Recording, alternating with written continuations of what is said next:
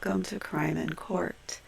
My name is Heather, and this is, I don't know what episode we're on anymore. Okay, episode 13, Brendan Dassey's police interviews, and we are on 6 of 6.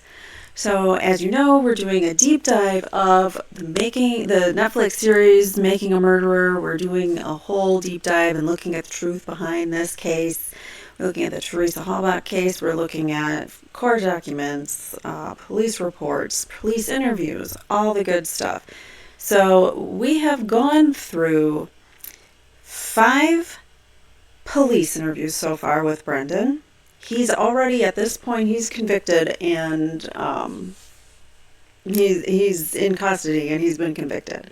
But he's about to have another grueling interview with law enforcement after he just completed the day before the one that we just watched, which was Michael O'Kelly, the investigator of Brendan's defense attorney, Lynn Kaczynski, who clearly wanted a confession out of him, and that was the only thing that he had in his Mr. Michael O'Kelly, and Len Kaczynski, that the only thing that they wanted from Brendan that day during that interview was to get a confession and to basically turn on Steve Avery, which is what this is all about, because Steven Avery, as we know from the beginning of this deep dive in 1985, was wrongfully convicted of a brutal attack on a woman named Penny Bernstein. She misidentified him as the suspect after police had very much suggested to her that that was him, and she had already seen pictures of Steven. Steven was also in multiple lineups, and she saw them in both. He was the only one in the multiple lineup, so obviously she recognized his face, and she chose him. To this day, she still doesn't know how she did that, and she's deeply sorry for choosing him. But the perpetrator, who actually did commit the crime, later admitted it in prison. The people in the prison who heard it called the sheriff's department, who was working on, or who had put Steven Avery away. They told him about this exculpatory information. They told him, don't call here again. We don't want your information. And they sat on it for years until a DNA test came out, proved that Steven Avery did not commit the crime originally to Penny Bernstein in 1985, and another man did. They identified him directly through DNA.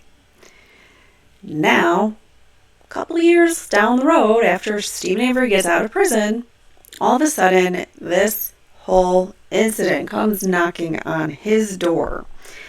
And there's so much evidence in this case that could make one believe that there is reasonable doubt that he did not commit these murders. But I digress. We are where we are. Steven is still put away. Brendan is still put away for crimes they did not commit, at least in my opinion. So far, we're going to go through the trial transcripts and read through that and see if there's more information that we're not getting at this point. But I mean, I'm not sugarcoating the evidence here, guys. The evidence is what it is, and a lot of it now, I believe, is pointing to other members of the family, but we'll get to that when we get to appeals. So what we are here for today is obviously the Brendan Dassey police interview, which is number 6, by the way, in addition to the 5 he had with law enforcement before he was convicted, and also the grueling interview with Michael O'Kelly. So this is his final interview. And let's just get into it. So this was May 13th, 2006. He is pulled out of his prison cell, and these officers are interviewing him again about the disappearance and unaliving of Theresa Halbach.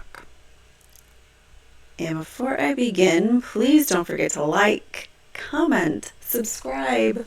Oh, my dog's green blanket, sorry. It was in the background. I didn't notice. Threw it up there. Anyways, so yes, please comment, like, subscribe, do all the YouTube-y things. I very much appreciate it. And let's begin.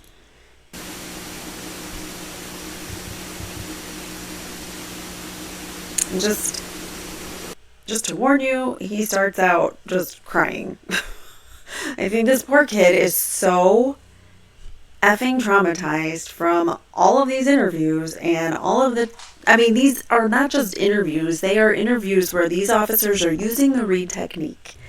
And there is some evidence that suggests that Brendan Dassey is very suggestible. There was actually a test taken in his trial proceedings by an expert, and basically identified him as someone who is very, very highly suggestible. So meaning he's impressionable. You can put thoughts into his head and easily it happens, which is what you saw in the police report or these police interviews. So sorry, I'll shut up. He's crying though.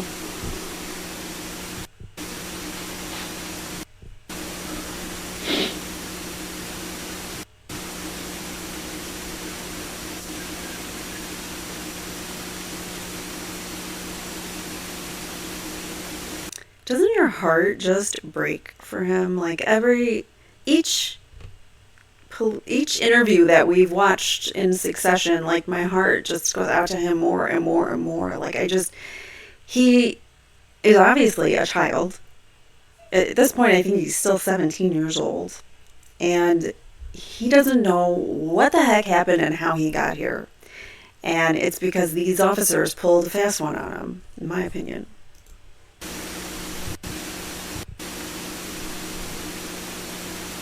Let me skip to when they get here.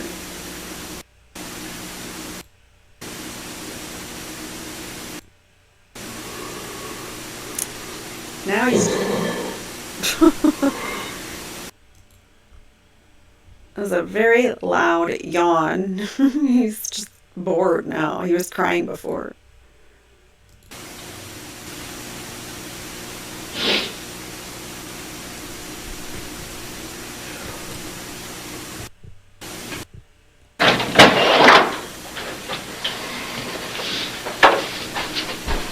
All right, in a second we're going to talk to you one more time, okay, and give you the opportunity again.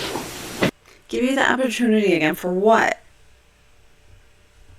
I do not like these guys. So, again, okay. So this is Mark Wiegert, the investigator Mark Wiegert, and this is Thomas Fassbender. And those two come up in Steven's case and in this case. But, this is going to be the last opportunity you have, okay? You understand that? You just need to sit back, relax a little bit, okay? I know you're a little tense, right? Can you relax for me? Sit back, relax. We're going to go through this again. He probably doesn't want to talk to you or go through it again because you guys are extremely manipulative. But this time you need to be honest and truthful, because if you don't, we're leaving. Do you understand that? If you don't be honest with us, we're leaving. Like, they keep saying things that'll make him be afraid. Like, I don't know why he would be afraid that they leave, but still, like, maybe he thinks he'll get a better deal if he talks to them. Because at this point, I think he's only having to speak with them because of sentencing, because he's already convicted. So I think this is going to go to his sentencing, potentially. And if he gives more information or not. Because why are they interviewing him again? The evidence doesn't fit the story of the timeline. The evidence doesn't fit what Brendan's telling us anyways. So why does it matter what... They just want more to connect Steven, to solidify their conviction with Steven, I think is what they really want. Your mom told me you'd be honest with me. Don't let your mom down. You have an opportunity here to do one last thing for Theresa. And that's by becoming clean on this. And your mom... Now guilt trip. Total guilt trip, make him afraid, make him feel guilty, all the feelings that they're supposed to, like, make the suspect feel to get to their answer, because they're doing this particular technique, which is almost torturous, I might say. Told me that you would. And I haven't called her yet to tell her that you lied to me, but I will do that. What do you think she's going to say to you? She's going to be mad. Yeah. I don't want to do that. I want you to be honest with me, okay? So let's sit back, let's relax, let's start over again, okay? Take a big breath. Take a big breath and let it out, okay? Can you look up at all? Why not? Why can't you? He doesn't want to look at you guys because you guys terrify him. You manipulate him. You make him say things he doesn't want to say or do. So, yeah, he doesn't want to look at you guys. That's probably why. I'll shut You up. feel better just leaving your head down? All right, well, we'll do that. First of all, Brendan, were you involved with the murder of Theresa Halbach? Yes or no? Yes. Who else was involved with it? Steven Steven who? Avery. Anybody else? No. Okay. That's the hard part. You've already admitted it. Okay, that's over. That's what they wanted. They wanted Steven's name. They wanted to implicate Steven. They wanted to corroborate that it was Steven. Because they don't want to pay the $36 million out to Steven. Or at the time they didn't. They hadn't settled yet. But poor Steven had to settle with Manitowoc County for the 1985 case in order to afford lawyers in the Theresa Halbach case. That's pretty effed up. You know, the rest of it is just details. It's stuff you don't have to lie about now. Think about that. You don't need to lie about anything anymore. You don't need to lie about anything. We know you've lied to us in the past, right? But you don't need to do that anymore. You've already admitted that your involvement. That's the hard part. It's over. So now the easy part comes. You just tell us what happened. That's all. Just tell us what happened. Do this one last good deed in your life for Theresa. For Theresa's mom. More guilt, more shame, more, even if this guy, okay, say Brendan didn't do it, but let's just assume, okay, he didn't do it, and you're sitting there constantly telling him he's lying to you, you're constantly, like, playing this guilt trip, Mr. Nice Guy's guilt trip, Mr. Nice Guy, back and forth. It's so frustrating to watch.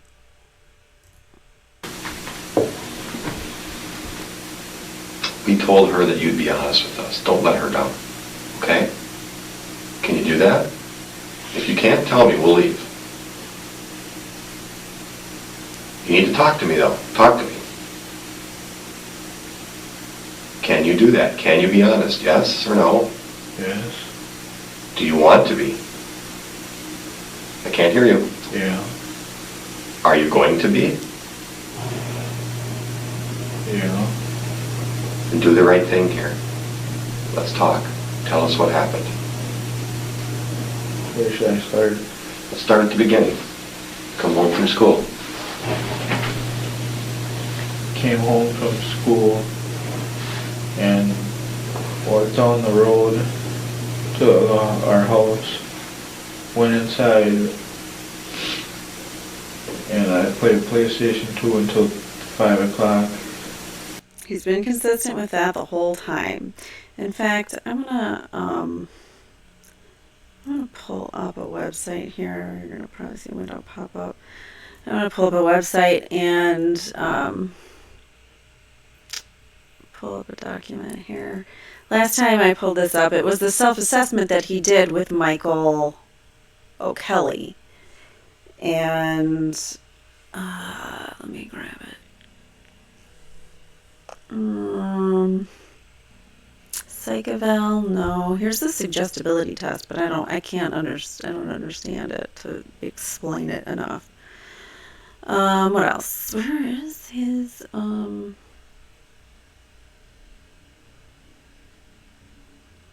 can't find it now. Evaluation, self-interview form. Here it is. Sorry. Okay, I was just looking for a document. Then it's not opening. Here we go. So while he talks, let's look at what he actually wrote, what his story is. Go back to page 1. So we went over this whole document in the last episode. I'm just going to read the story one more time for anyone who missed it. The story is that me and Blaine, my brother, came home from school at 3:45 p.m. and walked down our driveway and went into the house. And Blaine went to get the phone and called his friend Jason to see if he was going trick-or-treating. And then at 5:30 p.m. went up the road to go with Jason and picked him up. My mom came home when Blaine was walking up the driveway. Blaine was halfway to the mailbox to get picked up when Mom came home. Then Mom left home at 6 p.m. to go shopping with Scott. I was in my room playing PlayStation 2 and got a call from Blaine's boss, and I told him that he was gone trick-or-treating with a friend. He told me to tell Blaine to call his boss when he got back home at 11:30 p.m. I then went back to my game and played it for an hour or so and got a phone call from Steven at home that if I wanted to come over to the bonfire and help him with burning tires and branches and wood, a van seat, cabinet, and we used the golf cart to carry the stuff over to the fire. Then Mom and Scott came home from shopping at 8:30 p.m. and then she called Steven on his cell phone and told him I was to be home at 9:30 p.m. to 10 from 9:30 to 10, and she asked him if I had a sweater on because it was cold that day. Such a mom thing to do. I went home at 9:30 and watched TV for an hour or so, and Mom told me it was bedtime, so I did so and went to bed and woke up at 7 a.m. for school. That is the true story. He's never wavered from that other than when law enforcement is feeding him information. But when he's on his own to give you the true story, this is what he says. And this was what he said in his very first interview with police. And we are now on the 6th interview, and it is changed, and oh, sorry, I had the screen really zoomed in, and I just realized that. I apologize, but I read it, so sorry. Anyways, I have to zoom this in because it's a small video, so otherwise it would be really tiny on your screen. Anyways, here we go. This is continuing on with what he's going to tell the officers versus what we just read.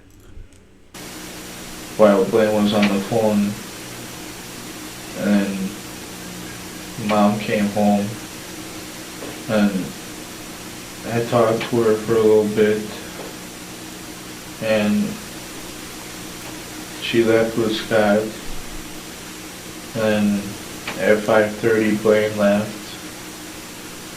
and I watched TV until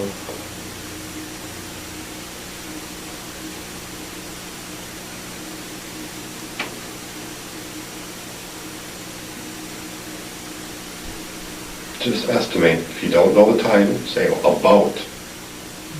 No captions, by the way, sorry. 5:45, and I called Travis, and after I was done with that, I watched a little TV, and then I answered the phone, and it was Blaine's boss, Mike, You sure about that? I don't think that's true.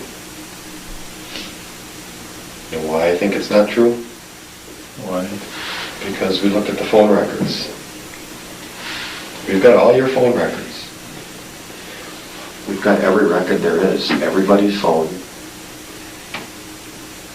Everybody who lived out by you, every friend, every relative, every boss.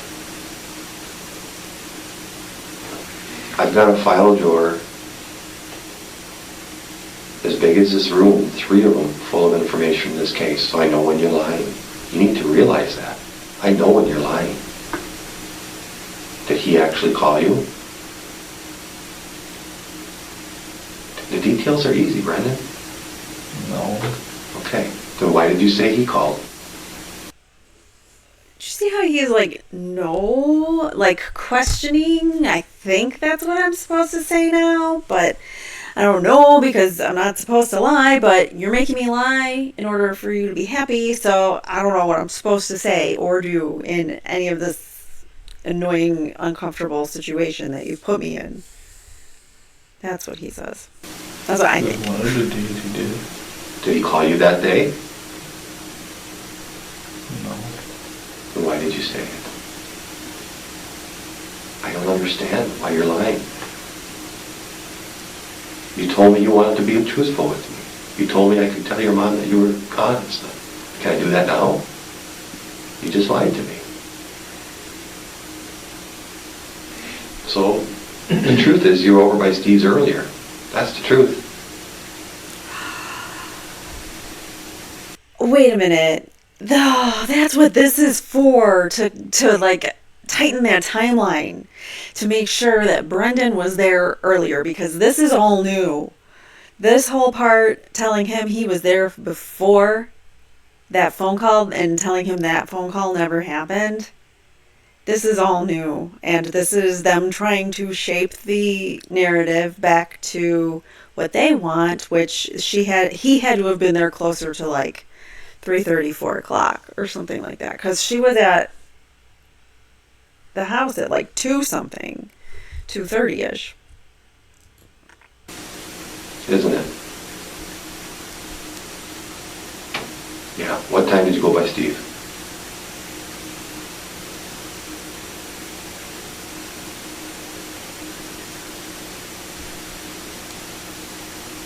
You know what, Brendan? Mm-hmm. He's going to tell his version of the story. And you know what that version is going to be? What do you think it's going to be? It's going to be that Brendan did all this. He doesn't want to go to prison.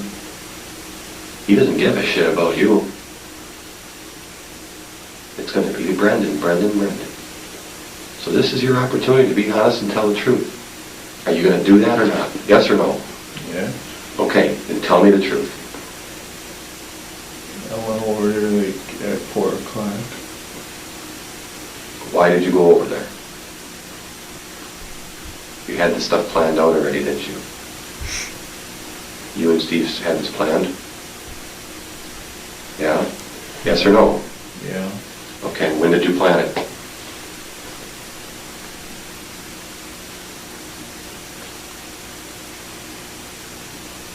For a few days. Okay. And what did you have planned? Tell me what you had planned.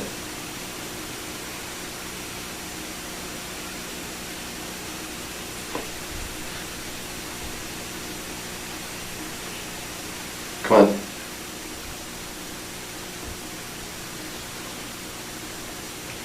Brendan, did you have this planned? Yes or no? Yes. Who did you plan it with? Steven. When? A few days before it happened. Okay. And what did you have planned to do?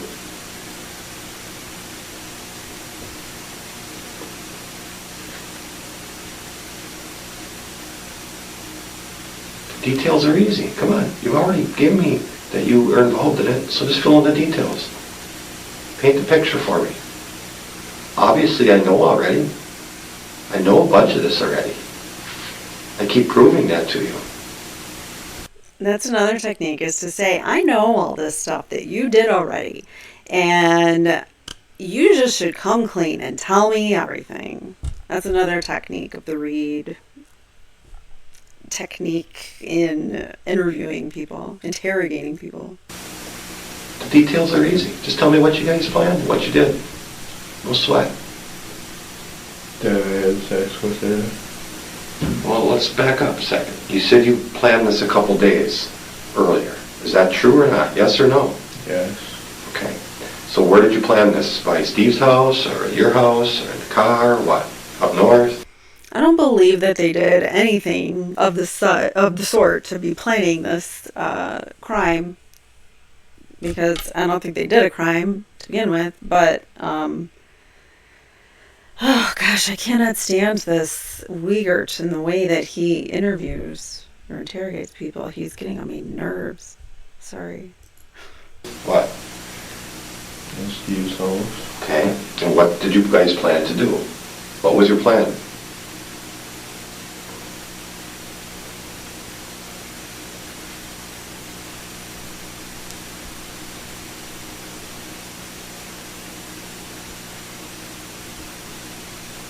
Brendan, talk to me here. What was your plan? We did it because Steven wanted to go back to jail. Did he tell you he wanted to go back to jail? Yeah. Because you missed it.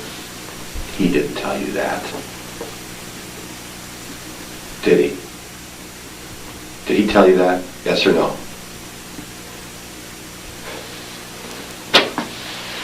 Brendan, I'm just going to say one thing, and Mark's going to continue to talk to you.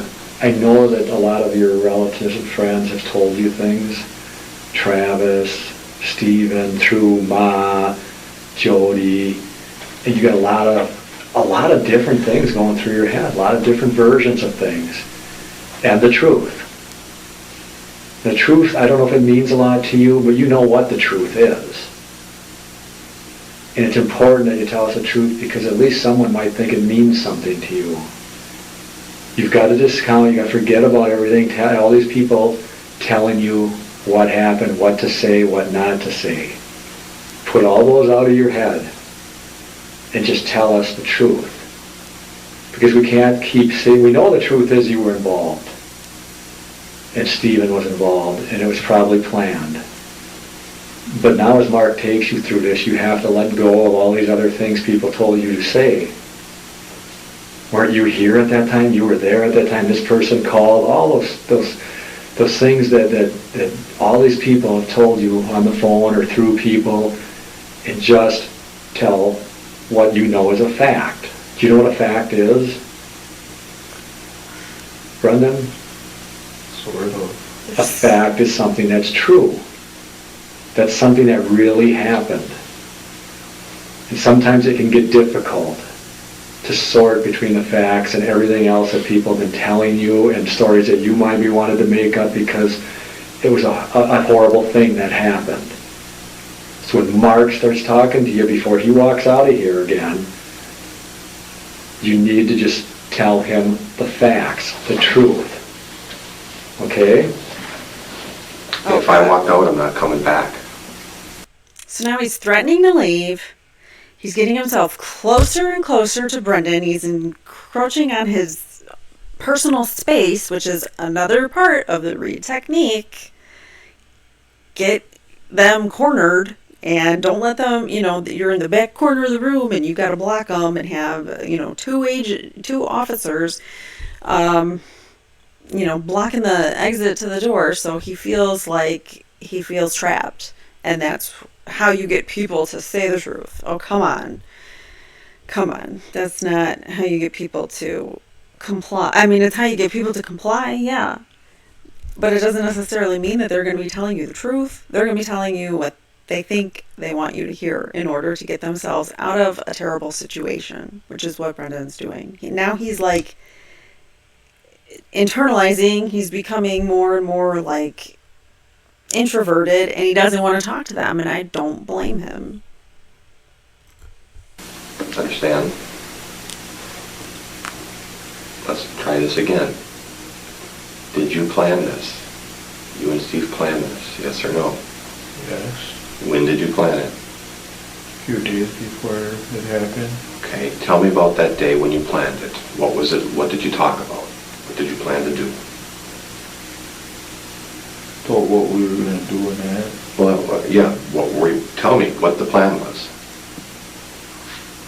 What were you gonna do?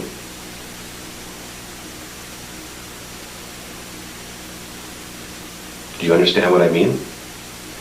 Okay, when you make a plan, what is that, like a list of things you're going to do for the day, right? Is that what a plan is? Yeah. Okay. So did you make some type of a list of what you were going to do that day?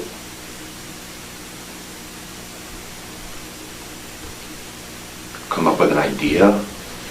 Again, he's giving suggestions to Brendan. He's planting seeds in his head about how to formulate his answer.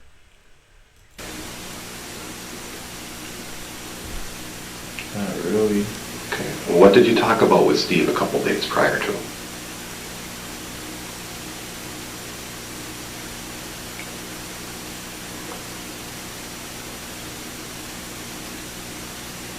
Brendan, what did you talk about?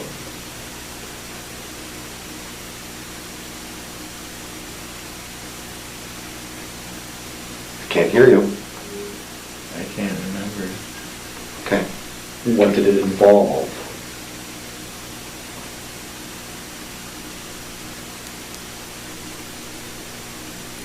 He doesn't know what to say. Just give me an idea what Steve told you he was going to do.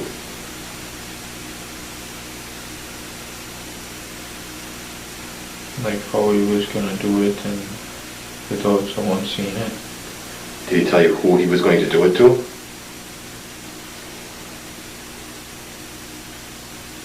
Yeah. And who did he say he was going to do it to? Theresa. Why did he pick Theresa? Because she was coming over that day.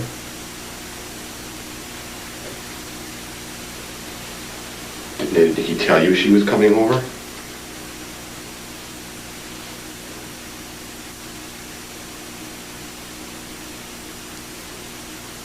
Did he tell you she was coming over? Yeah.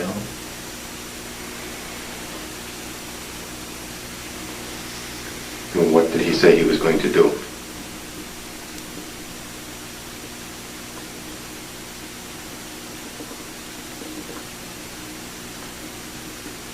That he was gonna kill her. Did he say why?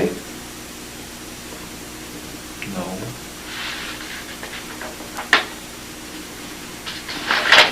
Did he tell you to come over then? And help him? Or what did he tell you?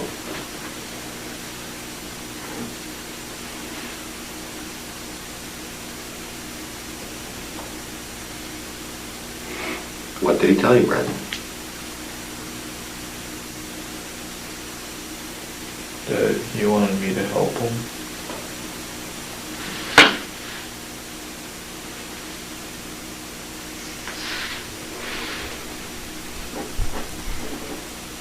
A lot of this information is not new. They've made him tell this story in the past by feeding him these things, these events that supposedly took place. So he's just reiterating things that he knows he's said in the past that these two won't be mad at. He's so terrified to say something because they're going to be mad at him one way or another, usually, is they're just going to keep on coming at him really hard with questions. Did I speed this up? No, I didn't. Okay, I'm going to 1.25. I'll stop interjecting so much, but here we go. Did you agree to do that? Yeah. Right, so on Halloween, October 31st, what happens?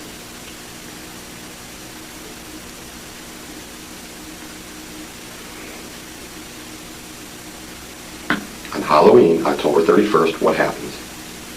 I get home from school, go into the house, and while me and Blaine were walking down to the house, we were arguing and seeing who can use the phone first.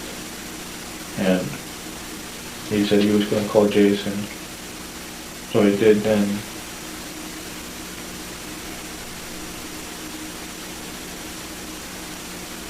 At first he didn't get hold of him, so then he called him later on.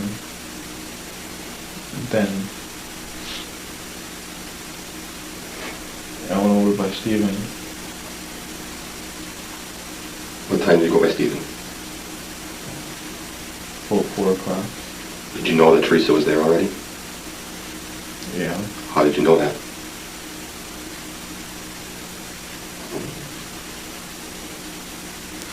Because we planned it. Planned it? So when you planned it, did you plan that, you know, if he got the girl that you could get some? Is that the plan? Or was the plan just to kill her, or what was the plan?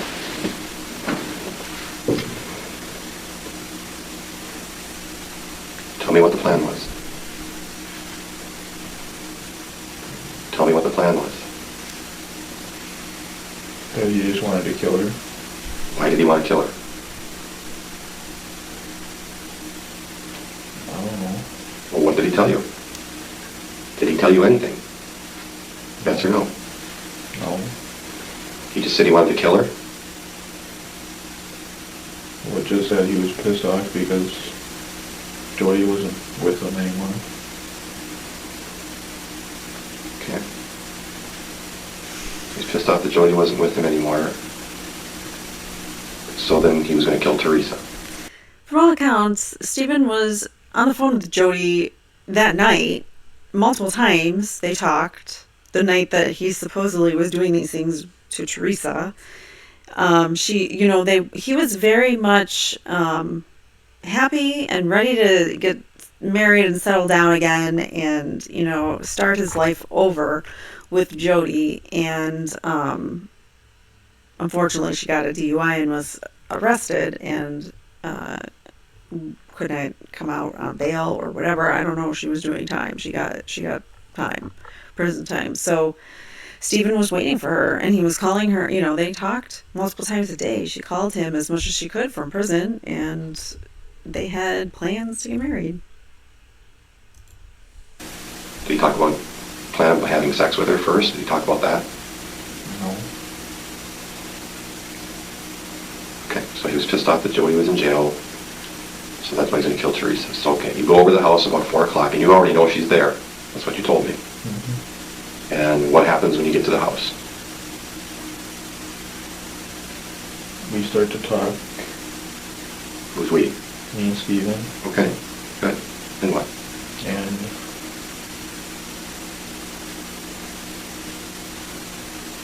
after we're done talking,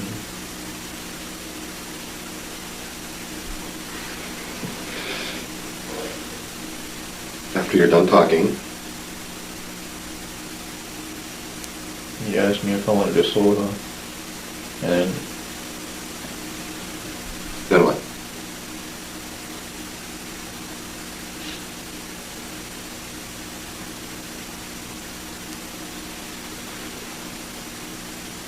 He asked you if you want a soda, and then what? I said yeah, and then he went up and got one for me, and he came back and gave it to me, and we sat there, drank it Where were you? in the living room, Where's Theresa? in the bedroom. Okay, after you drank your soda, what did you talk about? Honestly, what did you talk about? But what we were going to do with her, Okay. And what did he suggest?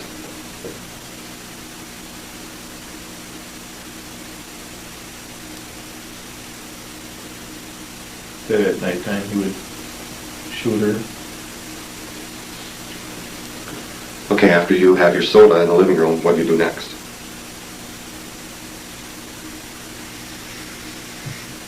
We go into the room where she is and talk, and What do you talk about in the room where she is? about what else we were going to do to her, Okay, and what else were you going to do to her? have sex with her. Okay. And what do you do after you're done talking about having sex with her?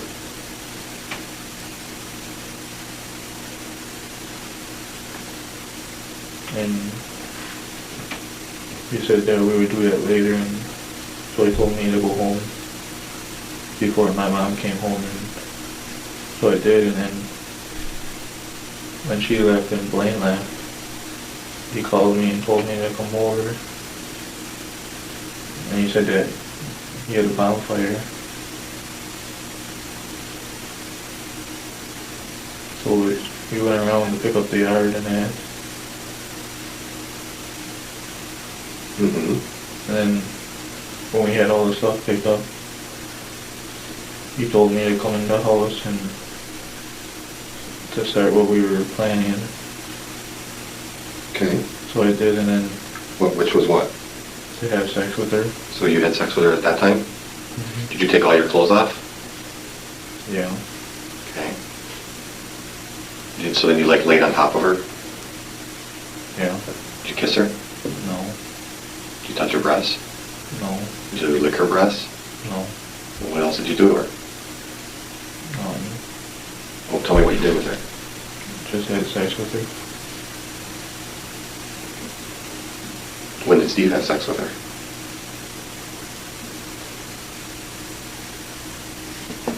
Probably between when I was at home. Between the time you left the trailer and came back to the trailer, do you think? Did he tell you that he had sex with her? No.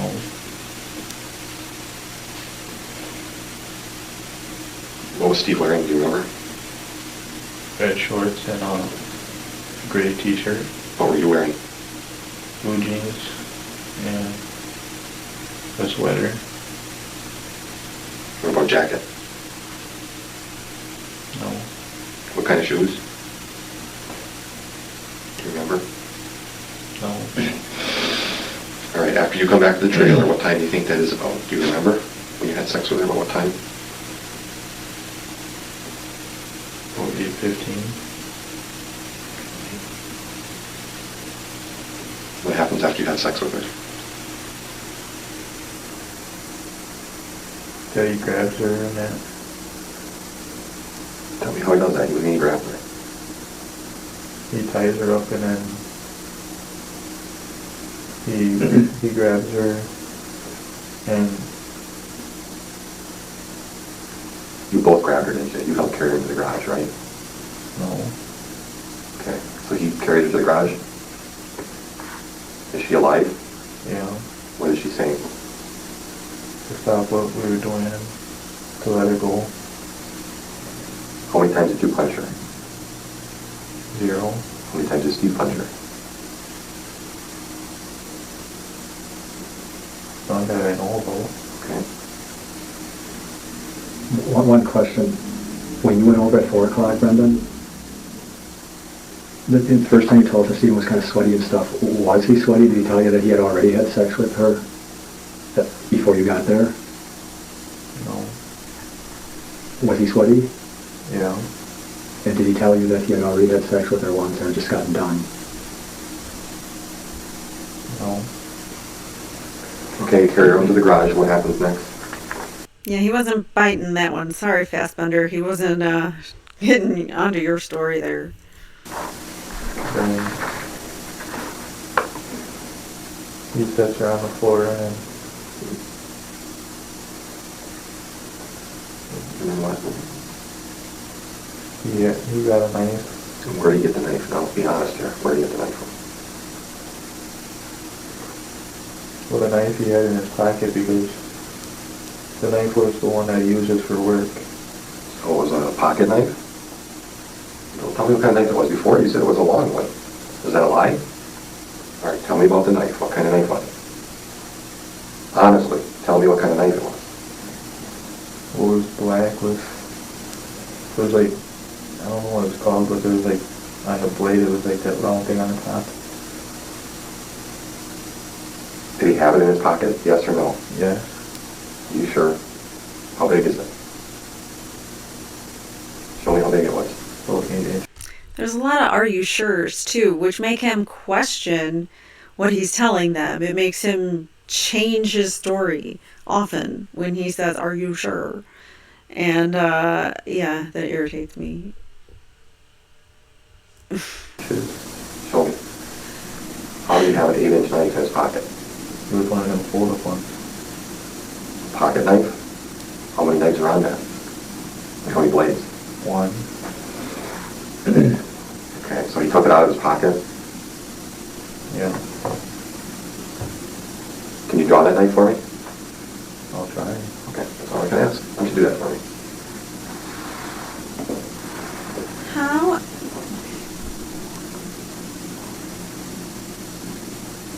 How many more times does he have to draw these damn things that you're making him draw? How many more times does he have to be subjected to all this interrogation?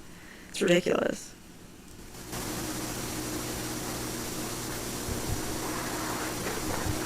Now, where's this round thing you were talking about at the top? That is it? Is that a hole?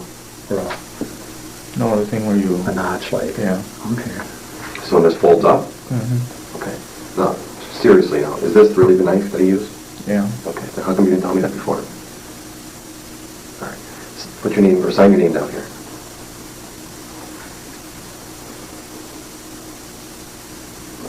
Okay. So he takes a knife out of his pocket, and what happens? Then he stabs her And tell me again where he stabbed her. in the chest. All right. And then what happens? Then he tells me to come over and stab her. Okay. Do you? Yeah. And where do you stab her? In the stomach. Take this and pretend that's a knife. Put it on the paper. Let's close it first so you don't break it. Do it on the paper like you're stabbing somebody, like you stabbed her. Show me how you did it. How hard? How many times? One. Okay. And then what? Then we take her and we put her into the Jeep. Mm-hmm. And he just suggested that he would rather burn her Where in the Jeep did you put her? in the back. Okay. Okay, then he suggests maybe we should burn her, is that what you said? Okay. And then what happens? Then he took her, set her back on the floor and shot her about 5 times. Do you remember where he shot her? No. And then what?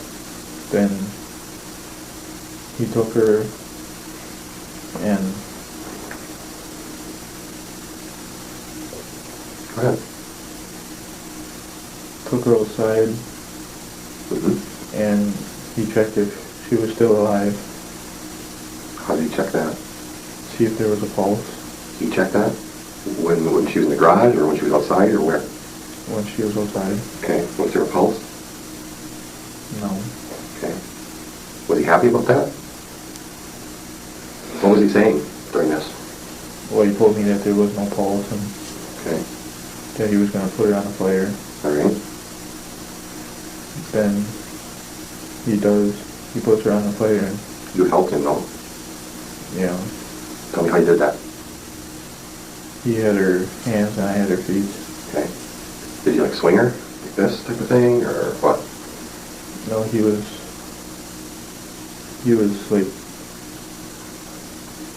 on one side of the fire and I was on the other when we set her on her. Okay. Was the fire going already? Yeah. What time was that?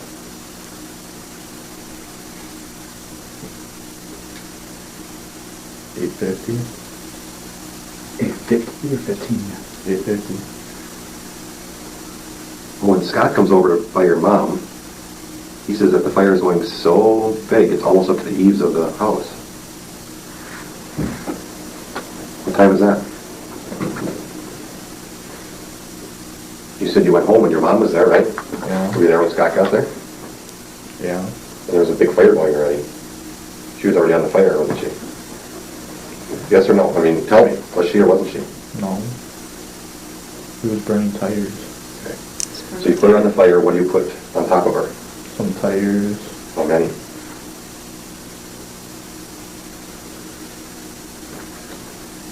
Like 3 or 4. Okay. Anything else? The wood cabinet and the van seat. Okay. So after you put her in the fire and you put all the stuff on top of her, what do you do next? We wait until Burning a body is incredibly difficult, especially to the point where there would be nothing left. No bones, nothing. Doing it in an open area is impossible. You need a concentrated, area, most likely a burn barrel like they had on the Jonda property. Barb Jonda had a burn barrel which actually had Theresa's remains, some of Theresa's remains in it. There were also remains found in Steven's burn pit, and then there were remains found off the property in Manitowoc County property that was a ways away, which if you watch the second season of Making a Murderer, that is part of Zellner's theory, is that Theresa's life was ended in a different spot, different location. Everybody saw her drive off, and then she was being held in her car, it probably in the trunk, in the back of her van, or SUV, in a secluded area where no one would look, until they could bury the body, or burn the body, and then hide the car at the Avery's auto salvage yard. Once it's burned, and then he swishes it around. How does he swish it around? With a shovel and a rake. And you helped him with that, right? Yeah. Okay, tell me what you did. I was just moving the ashes and that around. Were you chopping up the bones? Yeah. Who was doing that? He was. Well, show me how he was doing that. He'd take the shovel and bang on the bones. And you did that too? Well, I was just pushing the ashes around. What did it smell like?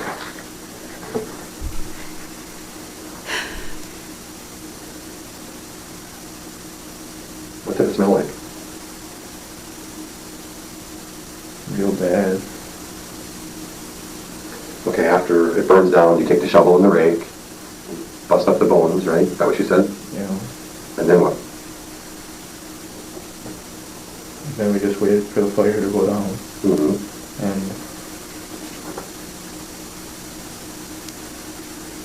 then we went into the garage and cleaned up the blood in there. How did you clean the blood up again? Tell me again. With her clothes. Okay. Where's her underwear in her bra? Just tell me that. Okay, where is that?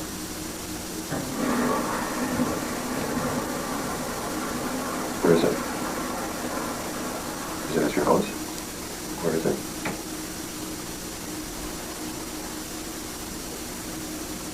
It's some of the stuff that we used to clean up the blood. Her underwear too? And her bra? Mm-hmm. Okay. So you clean up the blood with all of her clothes. And what do you do with the clothes then? We threw it in the fire. When does that come into play, that he cleaned up all the blood with the clothes? Now now he's just throwing in all these extra details that have never been said before. Come on. What next? Then we waited for that to go down, and then No. my mom got home at like 9 o'clock and called Steven. Mm-hmm. He said that I was supposed to be home at 10, Mm-hmm. and she asked if I had a sweater on, which I did, and then we waited for the fire to go down, and then by that time it was probably 9:30, and he said that I should go home early for school the next day. What about the truck? Her Jeep? He said that he would take care of it. I think you helped him. Did you help him? If you did, it's okay. Well, I helped him put the stuff in the Jeep. What stuff? The knife and the gun Okay. Where'd you put the knife? in the back. In the back where the body was, you mean? Or, and the gun too? Yeah, Why did you put them in there? because he told me to. How did they get back in his house? You know? No. Well, you told us that he put the license plates on. How did you know that? Because the next day he told me he took them off. Okay. Where did he say he put them? I heard that he showed them to you. I don't remember. Did he show them to you? Not that I know of. Where do you think the knife is now?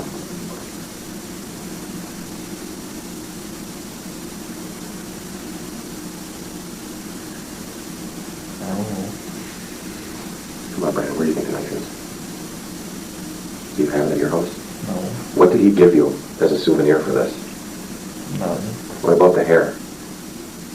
Did you cut the hair off like you said earlier, or is that a lie? A lie. Why did you lie about that? Because I was nervous. Okay, are you nervous now? No. Relax. Good. So what you're telling me now is all the truth? So you didn't cut any hair off? No. You really, if you know what a knife is, you have to tell us, okay? Where's the knife? I don't know where it is. Did he tell you what he did with the knife? No. So after you guys had done this, and we come out there and we close off the property, remember? You guys go up north. Mm-hmm. And I was told that you guys are talking about this up north, right? Mm-hmm. Okay. So what did you guys talk about? Well, when the cops came out there, Steven was trying to hide, and then Grandpa said if he was hiding, that he was acting like he did it. Mm-hmm. Well, what was the conversation like between you and him? I mean, was he telling you we can't tell anybody, or what was he telling you? That not to talk to the cops. Okay. What else did he tell you?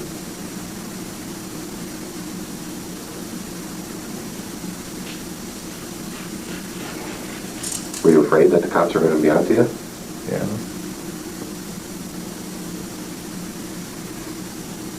So how long before this, let's go back, okay, to a couple of days prior to this happening, okay? You said you guys talked about this and planned this, is that correct? Mm-hmm. Okay. Did he tell you about Theresa, that he had met her before? Yeah. Okay, tell me about that. What did he say about her? That she looked good and she was pretty nice. Okay. Did he tell you where she worked? No. Did he tell you how he was going to get her in the house? No. How did he, do you know? No. So a couple of days prior, he said there's this lady he knows, or tell me how he says it. I don't know if the words in your mouth. Tell me how he says it to you. That he had a girl coming over to take a picture of a van. Okay. What else? And then that he would do that to her. Well, tell me exactly what he said. That he would kill her. Did he laugh about it, or what? Why did he say he was going to kill her? Because he was pissed off that Jody was in jail again. Come on. Why was he pissed off that Jody was in jail? Get up, shall we? Did he tell you why? No. Well, yes, he did. He told you why he was pissed off. Probably because he wasn't getting any or something like that. My guess. You know what I mean by that? Yeah. Okay, did he say that? If he didn't, tell me no. But did he say that? Did he make reference to that? Yeah. Is that the truth or is that a lie? The truth. Okay, and then what did he tell you? Start back with that again. That sometimes Jody would say that she didn't want to do what he wanted to do to her. So he was pissed off at her. Okay, what else? And sometimes he would like try to grab her and touch her and that when they were just watching TV and that. Mm-hmm. What else? Sometimes he would hit her and that. Did he tell you that? Well, sometimes I seen it. Okay. Did you and Steve ever have sex? No, Are you sure? If you did, it's okay. I didn't. Okay. You and Jody? No. What kind of stuff did he want to do to Jody that she wouldn't let him? I don't know. You didn't say? So tell me again why he told you that he was going to do this to Theresa. The whole story. Because he was pissed off about Jody being in jail because The first time it was her old boyfriend. And then that she had to go to jail again for drunken driving. Because Steven thought that she had a drinking problem. Okay, what else did you say? That he was trying to help her to stop drinking and to help her try to get her daughter back. Okay, well,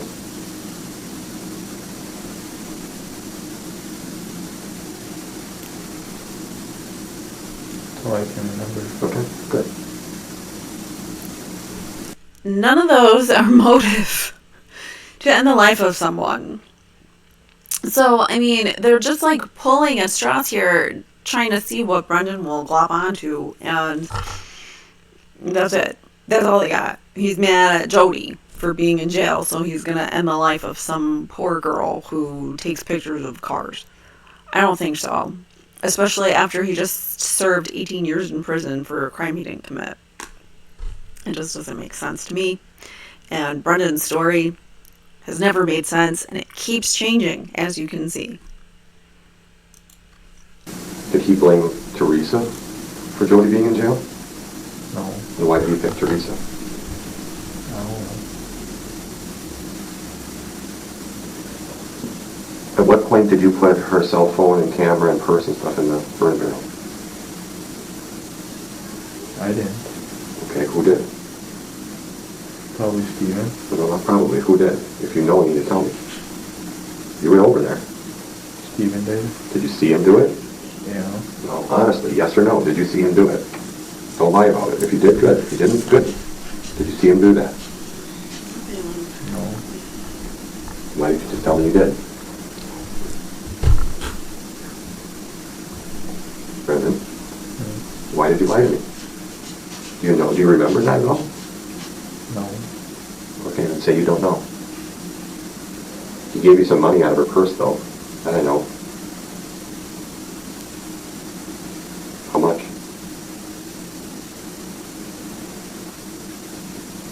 I don't remember. Did he give you money? Should I put the camera on? A little You're bit. on camera. Brendan, who put that stuff in the burn barrel? Steven did. How do you know that?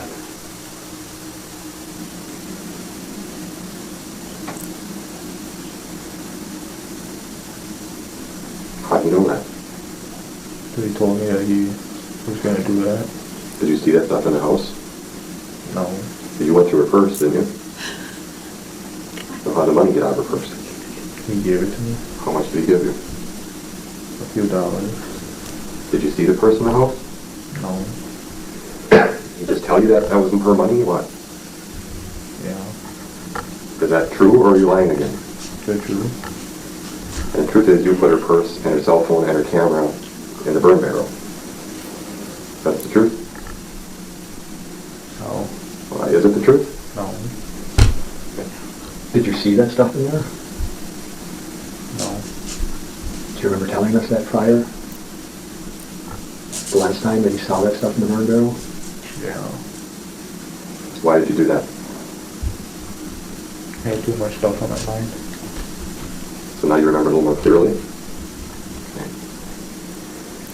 How much of her hair did you cut off? A little bit. You told me a couple minutes ago you didn't cut any off. What's the truth?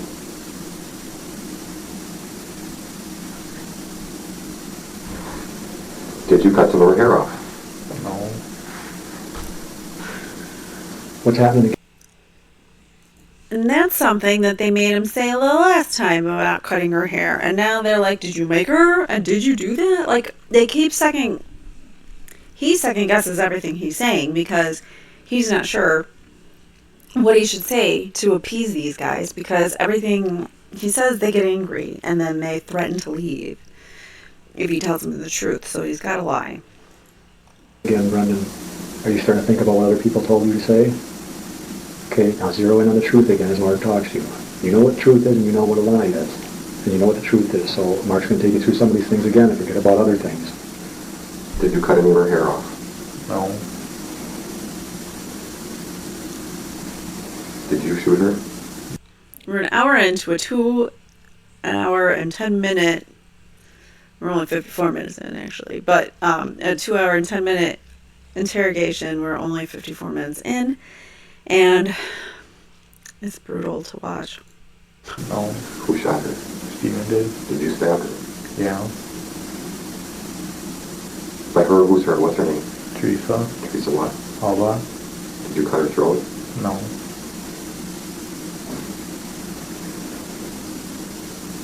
Does anybody else know about this besides you and Steve? No. So I think somebody else does. Who else knows about this? I don't know. You told some people. Who did you tell? No one. We believe you told Travis. Did you tell Travis? Not that I remember. Okay. What about Chuck? I didn't talk to him much. What about Earl? The last time I talked to him was... The first time I talked to him before my birthday, or after my birthday, was on December 25th. When we were over by his house for Christmas. Okay. We had heard you were crying a lot. Is that true? It's okay. If you were, it's okay. I understand that. Yeah. Why were you crying a lot?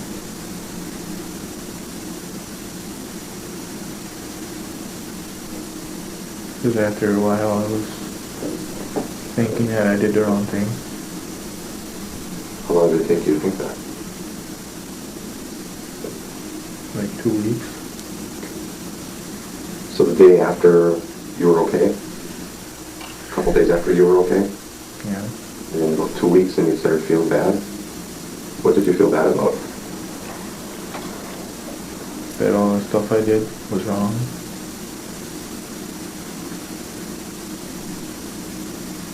What do you think should happen to you?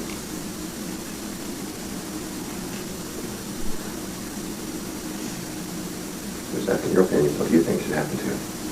That I should get a few years in jail. Then what?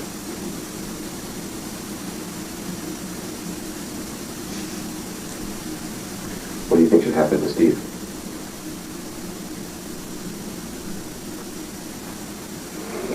What do you think should happen to Steve? I don't know.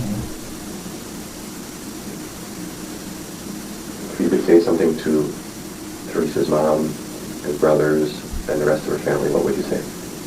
That I was sorry for what I did and to take apology.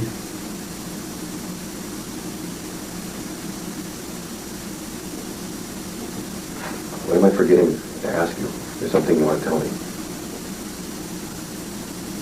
What else do you want to tell me?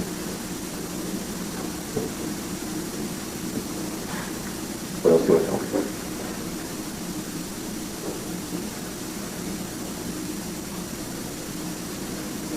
That I did it just because Steven told me to. When are you going to tell your mom about this? Probably the next time I see her. Because you've lied to her so far, right? Don't you think you should call her and tell her? Yeah. When are you going to do that? Probably tonight. Don't you think she has the right to know? Yeah. Yeah. I think she'd like to hear it coming from you rather than from me. And if she has any questions, because I'm seeing her tomorrow. Okay. She's coming here tomorrow? Mm-hmm. Then maybe it'd be a good idea to call her and tell her before she gets here tonight. That's what I would do, because otherwise she's going to be really mad here tomorrow. Better on the phone, isn't it? Mm-hmm. That's up to you, though. That's your decision. So was that the phone call then that we hear in the documentary Making a Murderer, where he tells his mom he did do it and Steven was there and all that, and then in later calls he's like, no, I didn't do it. So I don't know, it's like he's back and forth, and I think it's because he's getting this pressure from these law enforcement officers. Decision whether you want to do that or not. It's just a suggestion.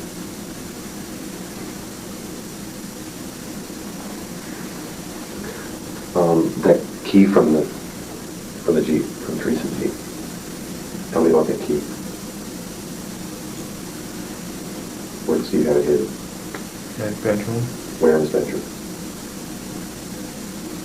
He told you where it was. Did he tell you where it was? Yeah. Okay, and where? Well, at first he had it in his room, in his dresser, Okay. and he took it out then, because he was going to get rid of it. But he had to hurry up to get the phone because he had to answer it, so he left the key there He left the key where? on the floor. He dropped it. How do you know that? How do you know that, man? So I was there that day. You were there the day he dropped it? And what day was that? November 2nd. Did he show you the key that day? No. Well, then how do you know he dropped it? Because I seen him go on his dresser door and I seen it in his hands. Okay. And what else did you see? So you're in the bedroom with him? No, I was sitting on the couch. You can't see the dresser from the couch. Can you? Well, before he had the room different. You're starting to lie again, aren't you? Because he had the bed where that window is. You had the bed where the window was when Theresa was there? Yeah. Why did he move the stuff around? I don't know. So, could you draw out where the key was? So let's just go back a bit. The key. You said you see him take it out of the dresser? Yeah. And what do you see him do next? Tell me again. That he had the key in his hand, but then he dropped it to answer the phone. Look what? And then he walked into the living room and sat down by the computer and talked to whoever was on the phone Where did he drop the key? by the dresser. And you saw that happen? Yeah. Did he ever pick it up? No. Who was he talking to on the phone? I don't know. On November 2nd, you were over at his house. What were you guys talking about that day?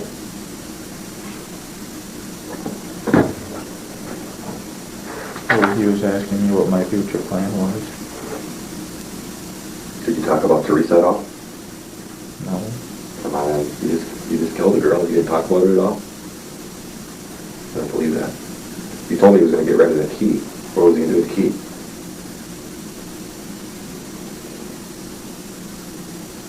Why did he go get the key that day? He was going to get rid of it. Get rid of what? The key. What was he going to do with it? Did he say? No. What did he do with the knife?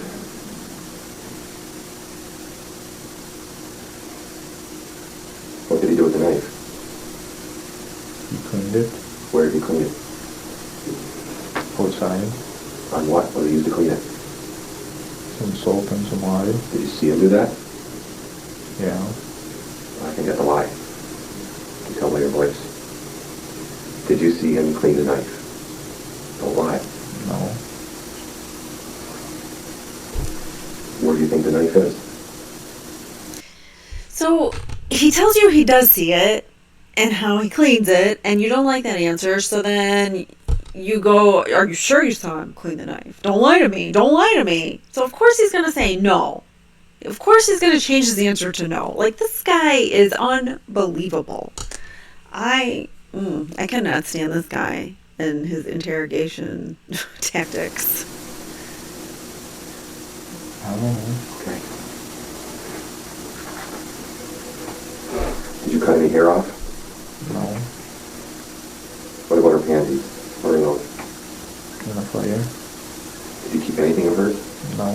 Did you keep anything of hers? No. You helped Steve put that car hood on top of her car, didn't you? No. Who helped him? I don't know. What was Steve going to do with her Jeep? Crush it. When was he going to do that?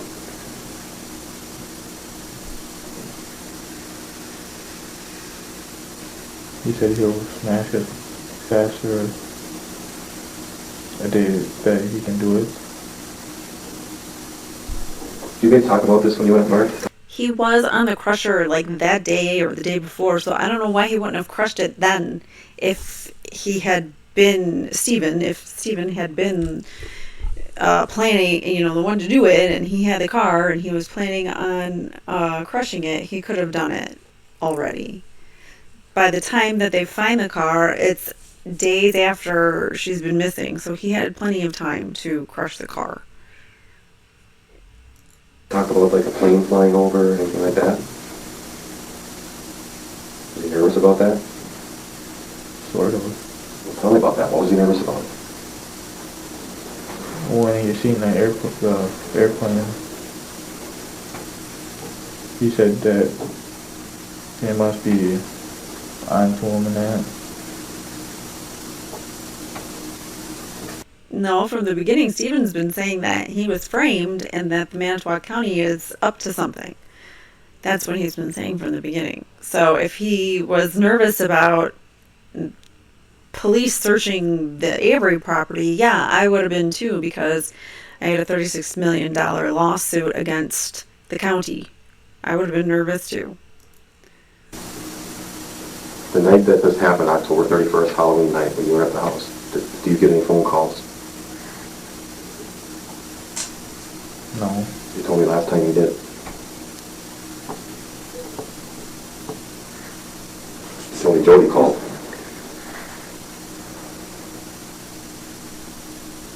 You're nodding your head. Tell me, did Jody call? Yeah. Then why did you just say no? You want Jody to go to prison too? No. Jody knew about this? No. Why was the washing machine running that night? What did you guys put in the washing machine? I didn't know the washing machine was on. Where was Theresa when Jody called? Do you know? No. How many times did Jody call? Like 2 or 3. Can you draw me the way the bedroom looked that day?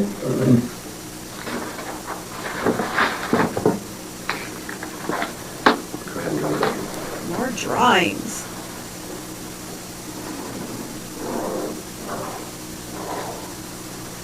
Where's the door? Right here.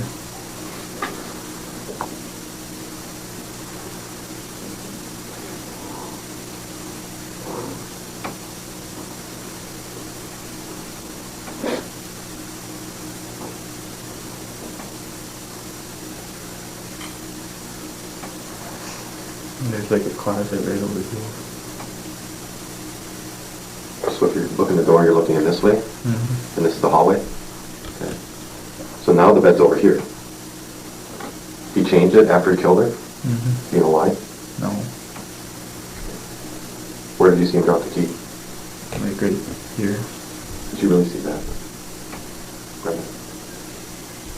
Did you really see him drop the key? No. Why did you say that? Did you or didn't you? No. Well, you know what? This interview's finished. You lied one too many times to me. Sorry. We're done. This poor kid doesn't know what to say. He says one thing, you say, "Are you sure? Why are you lying to me?" And then he changes it, and then you're like, "Okay, so you're lying." It's like, come on. He is so confused on what words should come out of his mouth. He doesn't know. We'd have a problem with that. You got anything else you want to say before we leave? I hope you call your mom before I do.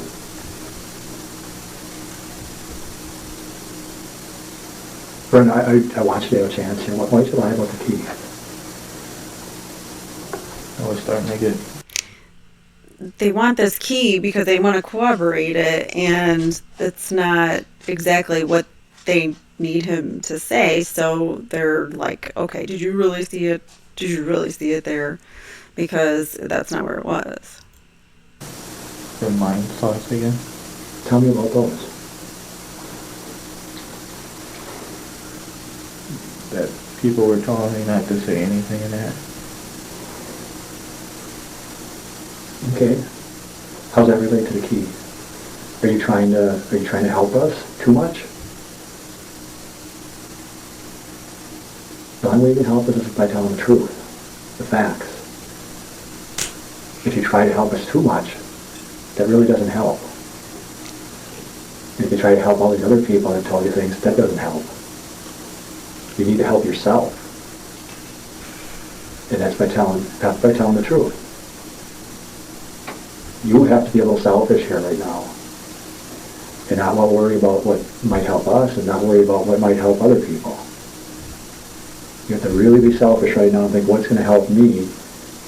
And I think you believe that that probably is the truth. You thought about 2 weeks after you and Steven killed Theresa, and you got feeling really bad. And you probably felt really bad about the Halbachs because they were looking and they probably knew now that their daughter was dead. That's a pretty serious thing to do, right? To kill someone. Mm-hmm. And now you get a chance to help the Halbachs. That's it. It's the only people, you and the Halbachs, that should matter right now. You can do something for them. And I think you have. You have. You admitted to what you did. And you told us what Steven did. But you can't make things up about some of the details. Because that's hurting the Halbachs. It's hurting you. So some of those details, yeah, Mark's going to leave, but I think I can talk him into just staying for a moment yet to give you another chance to go over a few of these details and make us believers that you're telling. To give you another chance. Guys, you've talked to him 6 times. Give you another chance. Give you another chance for my foot up your butt. These people are really irritating me. I don't know about you guys, but like it is so frustrating and like gut-wrenching to watch how these officers just manipulate Brendan. Telling the truth, not what we want to hear, or not what you think we want to hear. Because that's all done and over. You've admitted to what you did. Now you need to tell us the truth about some of those details. So Theresa's family can feel good about what you've said, and we can feel good, and especially you. Do you understand that? Okay. Mark, would you be willing to stay just a couple more minutes? You want me to stay? Brendan? I would say no. Get out. And get out of my personal space. Right. I don't see it taking that long as you just tell the truth. What about the key? Did you actually see the key? Yes. Okay, where did you see it? On the floor. How did you get it before? Steven dropped it. And did you see him drop it? Yeah. Explain to me how you see him drop it over here if you're out here on the couch. Were you in the bedroom? No. Talk to them, no? Sorry about that. How do you see him drop it if you're out here? Well, he was standing like right here. Where were you? Over here. Okay. So if the bed is in between you and where he dropped it, how would you see that? I mean, explain it to me. Well, he was facing this way, and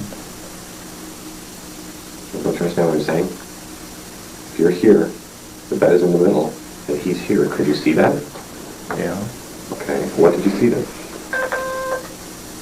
that he was standing there. He had the key in his hand, and then the phone rang, and so he dropped the key and ran for the phone. Were you and him talking at this time? Well, lay down. Not when the phone rang. I mean, just prior to the phone? Like he's in the bedroom talking to you out there and stuff? No. But you're saying you were looking down there? Mm-hmm. Okay. Hello. And you want me to believe that's how that happened now, okay? Is that true? Yeah. All right. And you're telling me that when you told Mark that you didn't see it, is that when you were starting to think about what people told you to say and thinking about that type of stuff? Yeah. Okay. I can understand that. Are you now on the same page as us, trying to help Theresa Yeah. and to help yourself? Because, like I said, the worst is over. You've never wavered on the fact that you helped Steven do this. And that's the truth. Okay, it's just some of those little details that had to be ironed out. When you saw Theresa in the house and up until she went to the garage, did you ever see her bleeding in the house? No. Did anyone ever hit her or hurt her that you saw in the house? No. What about any injuries to Steven? Again, the Halbachs are what matter here. Did Steven hurt himself? Well, there was a scratch on his finger. Was it bleeding? Yeah. When did you first notice that scratch bleeding? When I was over there the first time. Okay. Did Steven ever tell you how he got her tied up back there? How did he do that? I don't know. Brendan, I have a feeling he's going to tell you something like that. I mean, I don't believe, do you believe for any second that she just walked back there and allowed herself to get tied up? Then how did he say he did it?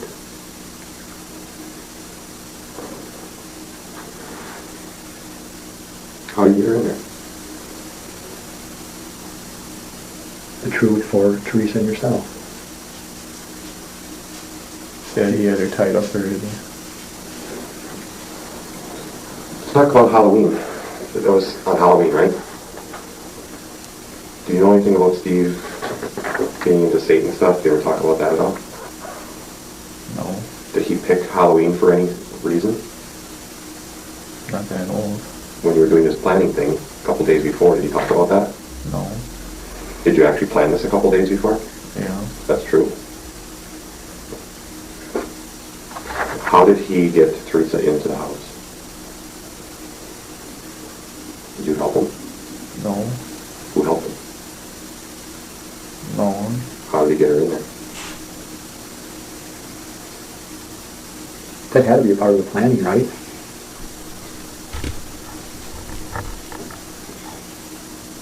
Or him telling you later. You're thinking too much, Brendan. Anytime you don't answer fairly quick, I think you're thinking too much. You don't need to think about the truth. Do you know how he got her in the house? No. You just say that. I think you do, but we're on to something else right now. Obviously, you don't want to talk about that. Did you ride down in her Jeep to that pit where he covered it up? No. Did you ever go down there and look at it? No. What day was November 2nd? Do you know? No. That was the day you said you saw with him with the key. You know what day it was?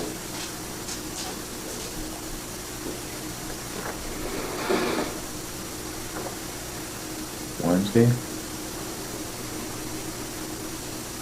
Let's go back to the key for a second.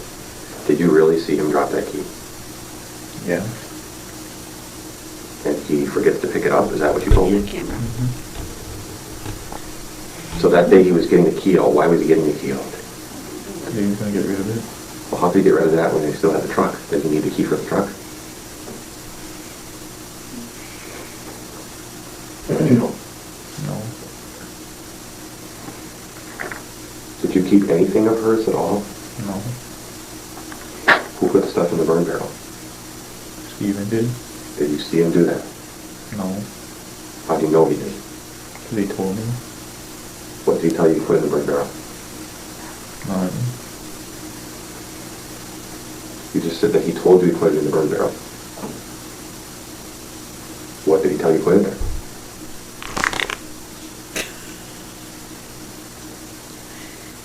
What do you mean? What kind of things did he put in the burn barrel? What kind of items? Like camera, So, cell phone, purse.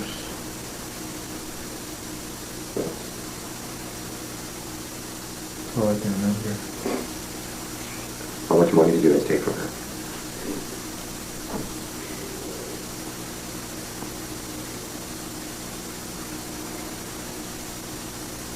He only gave me like a few bucks. Did he tell you where he got it? No. You know what else I heard? Hmm. Or that you guys took pictures of her. That's true, isn't it? No.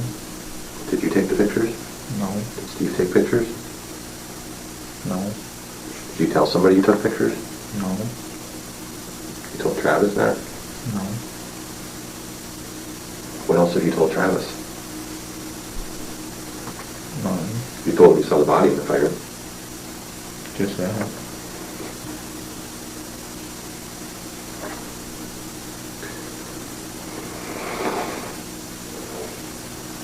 Brendan, were you guys drinking before this at all? No. How about smoking any weed? No. Because I know you do that once in a while. No, I don't. Well, how come you and Travis talk about it a lot? He does it, but I don't do it. You don't smoke anything? You smoke cigarettes? No. I tried it. Yeah. You try marijuana? No. I heard that you smoke marijuana once in a while. No. Does Steve? Cigars. Do you smoke cigars? What about drink? Does he drink it all? Occasionally. Were you guys drinking before this? No. How much blood did you have on you after she got stabbed? Do you remember? Truth. There's like a little on my hands and my pants. What happened to the stuff that was on your hands?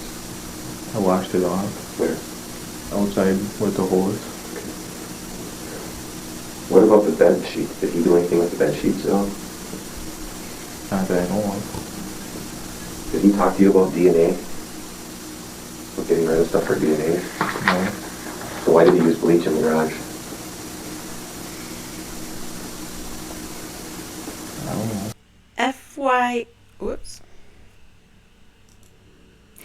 FYI, police officers, bleach is a common household item. You can use it anywhere. Doesn't mean you ended the life of somebody just because you use bleach.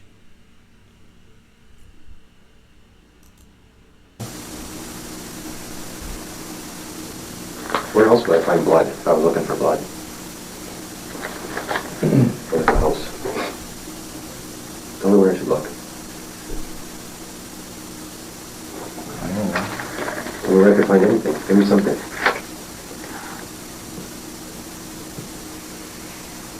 On the carpet. What would be on the carpet, you think? What do you think would be there?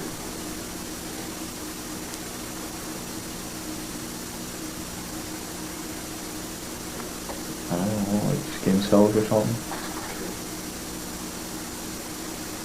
Did he tell you that he unhooked the battery on her Jeep? Not that I know of.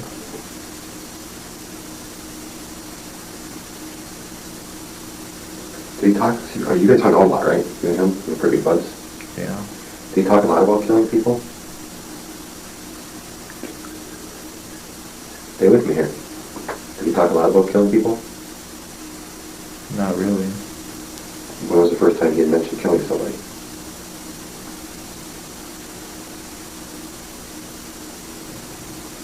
A few days before October 31st. And how did that get brought up?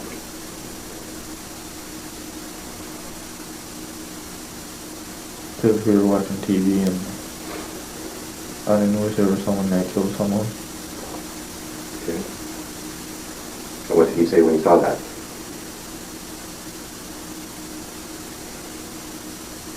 That he was going to plan to kill someone and And who did he say he was going to plan to kill?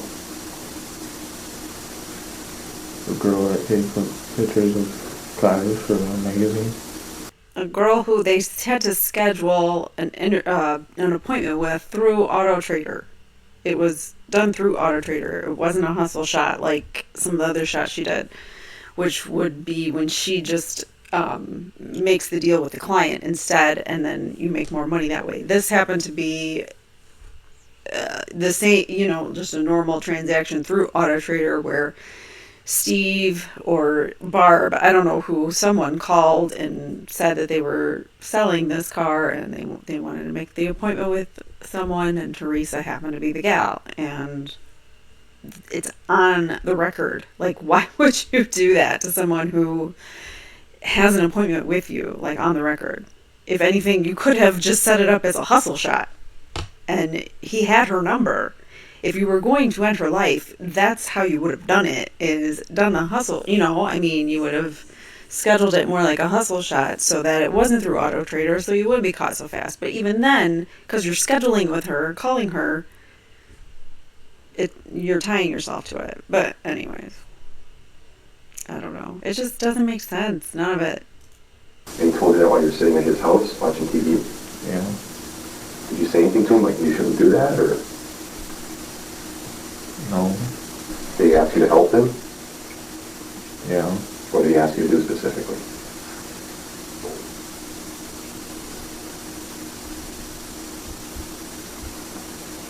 I can't remember. Okay, good. Can't remember. I'm glad you say that. I think you're doing better, Brendan. I really do. You still remembering Theresa and yourself, and that's why you're doing this, right? Mm-hmm. That's good.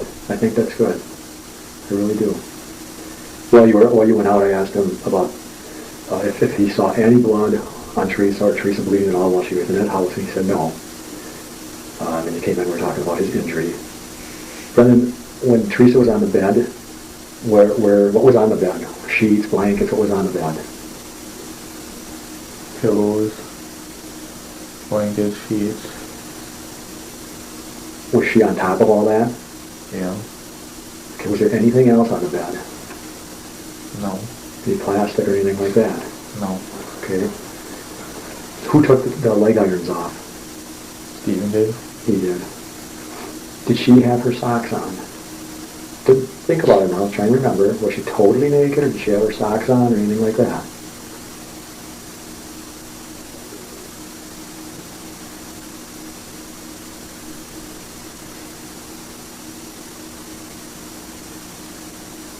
And if you can't remember, you don't know, you say that too.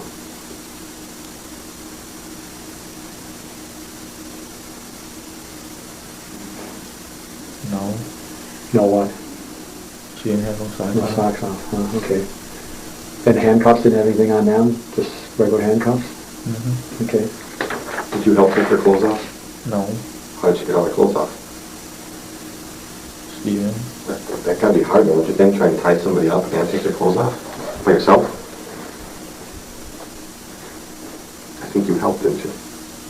No. So when you took her out to the garage, show me again how she was tied up with her hands. Like this. Okay. All right. And she's alive and everything when he carries her out to the garage. Is that true? Yeah. Was she trying to hit him or anything? She was trying to. Yeah? Who held the door open for him to get out the garage, or out of the house? I did. Brendan? Oh, go ahead. Brendan, when you got home that night, did you wash any of your clothes? The truth, you don't have to think about that answer. No. Were they washed between the time you went home that night and the time we got them? No. Wait. A few times. A few times? So you wore them again? Those jeans? Twice. And that's the best of your memory? Mm-hmm. That they were washed? Did Steven tell you to wash them? No.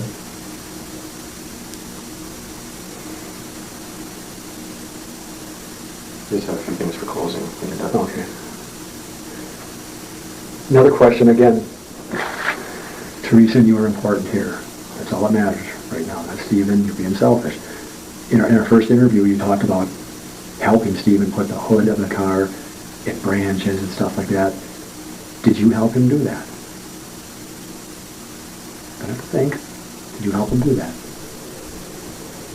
Yes. Can someone tell me what the point is to keep asking this kid the same question over and over and over again? And that's like not even, that's pointless. Some of these questions are just dumb. Like what do we need to know if he put the hood over the car for? Like, why are we spending so much energy and time on these questions? I don't get it. That's what I thought. Because you wouldn't have known that otherwise. So when and how did you help him do that? Again, don't have to think, when did it happen? That night? Yeah. So you did go down to the pit with him that night? That's what I thought. Tell me about that then. Well, the way we got down there was the back way where behind his cabin. And because there's a field right behind, there's trees behind them. There's a field there, there's a way back there. Yeah. So that's the way we took it and went down in the pit and put it right by the lake. So it wouldn't take that long to crush it. Because it was close to the place where they crushed. I think Theresa's starting to be happy with you right now. Because I think that's the truth. And then what'd you do after to put the car there? We started throwing branches and car hood on it. I mean, it could be easy to deduce that they put it there because it was close to the crusher. It would be just easy to say that. Even though, if it was that close to the crusher, why didn't Steven just crush it when he was on the crusher, like, the day before? I don't get it. And then what happened? Is this when you saw him do some things to the car? Yeah. Tell me what. Well, he went under the hood and did some stuff, but I didn't see him. Okay. And what else? And he took the license plates off. All right. And then, anything else that he did? Not that I know of. Okay. And then where'd you go from there? Then he started walking up to the house. Mm-hmm. And by the time we got back, it was close to 10 o'clock. Right. Then I went home and talked to my mom a little bit and went to bed. Okay. On the way back up, what did you do with the plates? Again, Theresa's here. And she's thanking you for being honest. Do you know what he did with the plates? No. You don't. Is that the truth? Yes. You're saying that right in front of Theresa now? Mm-hmm. Because this is your chance to help her, right? Okay. And when you went home that night around 10 o'clock, are you sure your mom was home, or could you be mixing that up with another night? No, my mom was home. Could have been later than 10? Earlier? Maybe a little after 10 o'clock. Okay. The bed sheets and the bedding, do you know whether that was taken off and burned? Because the first time you said you thought it was. Again, we just want the truth, not what other people are saying. Theresa wants the truth. The Halbachs aren't going to be happy with you that you did this, but they're going to be happy that you're telling the truth. You understand that, right? Okay, the sheets and the bedding, did it get destroyed or not? Yeah. Who did that? Steven. He did that? Did you see him do that? No. How do you know he did that? Because that 2 days after when I was over there, he said that he got rid of them. And how did he get rid of them? He burnt them. Okay. I just got a couple more things here, and then Mark might have some more also. We talked about ejaculating, right? And did you ever hear it called coming? When a person comes? Yeah. Yeah. When you had sex with Theresa, did you come? No. No. Did you have an erection? Was your penis hard? Yeah. Okay. Did it stay hard while you were having sex, or did it get soft again? No. No what? It stayed hard. Okay. Okay. Did you see Steven have sex with Theresa? No. For Theresa, no. She needs the truth. Did you see Steven have sex with him? No. No, okay. Now's the time to really get stuff off your chest, too. Mark asked if you and Steven ever had sex, and you said no, but did Steven ever, let's talk about, you know what masturbating is? Yeah. Did you and Steven ever masturbate together or anything like that? It's all right. Did he ever touch you? You don't need to think about that question. Did he ever touch you? And it's all right. Now's the time. What do you mean by touching? In places that you felt uncomfortable with. Sometimes. Yeah? And what places were those? My private and You know, down there. okay. And that's all right that you talk about this. This is the time to talk about it because it's important. It's important to know, and for the courts and everyone else to know what you've gone through. It makes us feel a lot more for you, okay? And by private, you mean it by your penis? Mm-hmm. Did he touch on your penis? Well, sometimes he would try to grab it. Uh-huh. And were you unclothed at that time? No. Then how did he try to grab it? Through the pants. Oh, okay. And what did you tell him when he did that? I was trying to get him off me. Yeah? Did you ever touch his? No. Did he ask you to? No. Did he ever show you his? No. You sure? Yes. Did he ask to see yours? No. Just tried to grab yours through your pants a couple times or sometimes. Yeah. Is that accurate? Yeah. Did he ever say anything when he was doing that? No. And you told him no, or just trying to get him off you? Just trying to get him off me. By get him off you, was he kind of, what was he doing? Was he pushing you against or leaning against you or anything like that? Or? Or it was like wrestling. Oh. And then he grabbed you down there. Is that all he's ever done? Yeah. Because we need to know now. It's not going to help to tell us a month from now, 2 months from now, 2 years from now. Because then they're going to go, Brendan, why didn't you tell the investigators at that time? Is there anything else he did to you sexually? No. Was Jody ever involved in anything? No.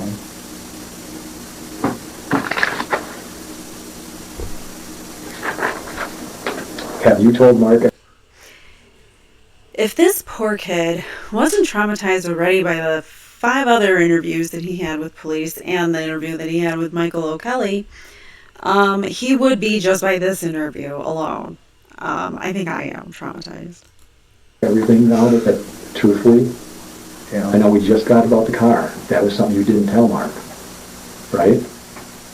Is there anything else? The knife, the burn barrel? You've got a chance to talk right to Theresa now, because I believe Theresa's in heaven and she can hear you. Do you believe that? Yeah. So now's your chance to talk to Theresa and really help at least your inner self, right? Think about everything that we talked or Mark asked you about. You didn't tell us the truth about the car, and I have a feeling I know why. We knew the route that car took, and you just finally told us that. What else, if anything, is there that we need to clear up before we're done today? No. You're sure about that? Well, one time he beat on me. He did. When was that? Like December or something. After Theresa's? Or after you guys killed Theresa? Right? This last December? I think. Go lay down. What did he do to you? Well, my family was going to. Go lay down. No, wait, it couldn't have been this year. It was last year. Okay. That's good that you're thinking like that and you're being honest. Yeah, because we had to go to my stepdad's family's, because we usually waited for a group of birthdays to go and then we would go over by someone's house. Makes sense. And because Go lay down. there was one like in October for me and a group, and Good my boy. family didn't want to go, so when they went for Blaine's and that, I didn't want to go, so they were trying to get me into the vehicle, and then when they couldn't, they called Steven and he tried to help, but they couldn't do it, so they left me alone and they said they decided that they weren't going to go. So I stayed outside with my shirt off because they pulled it off when they were trying to get me into the Suburban. So after that, about 10 minutes later, my mom came over. She was looking for me, and then when she heard a noise, she came over by me and she said, come in the house and talk to her and tell her why I didn't want to go, and I told her. And then after that, we went. What was the reason you didn't want to go? Because I was pissed off at him for not go to mine. Okay, that makes sense. When you say Steven beat on you, was it when they were trying to get you in the car, or was it after that? Well, they were trying to get me off the ground, because there was my mom, Blaine, Brian, and Bobby, and Steven trying to get me into the Suburban. But when Basically, they used force to try, like his family members used force to try to get him into the car, and that's the only time that Steven's ever laid a hand on him, it seems. they couldn't do that because it was really hard for them to get me up. You pretty strong? Huh? You pretty strong? No, I just like to squirm a lot. Okay. And then when they couldn't do that, Steven, he dropped me and then he started punching me in that, Where was he punching you? like in the face and the arms. Did he lose his temper? Is that what happened? Yeah. Was he swearing at you and stuff? No. No? Was your mom there when Steven was hitting you in the face? Yeah. What did she do? She told him to stop. Okay. Did he cause you to bleed at all? No, he just gave me a few bruises. Would it be fair to say that in your mind was Steven out of control? Yeah. Yeah, lost his temper. Did he look at all, any time the night that you were with Theresa, was he like that at any time that night? No. You didn't see him like that night? No. Was he calm most of the night with her, all the night with Theresa? What does that mean? Was he relaxed, Easygoing, or was he more tense, agitated, angry? Well, he was tense. but he never got to, did he ever get to the point where he was real angry or lost his temper? Mm-hmm. Like that day that he hit you? No. Okay. Is there anything else? Again, this is pretty much probably going to be your last time. And I think we got Theresa's attention, and by getting her attention with what you're saying, we got the whole family's attention. They're going to know.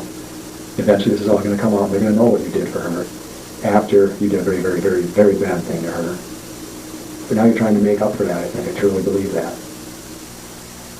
So we're going to give you an opportunity right now again. Is there anything else? You know all the stuff you told us. Even the little things are important to us. Whether it's a pair of underwear that you know went somewhere or something happened to it, that if there was, the hair cutting thing. We got to revisit that because we never did get that clear. For Theresa, did anyone cut her hair off that night? No.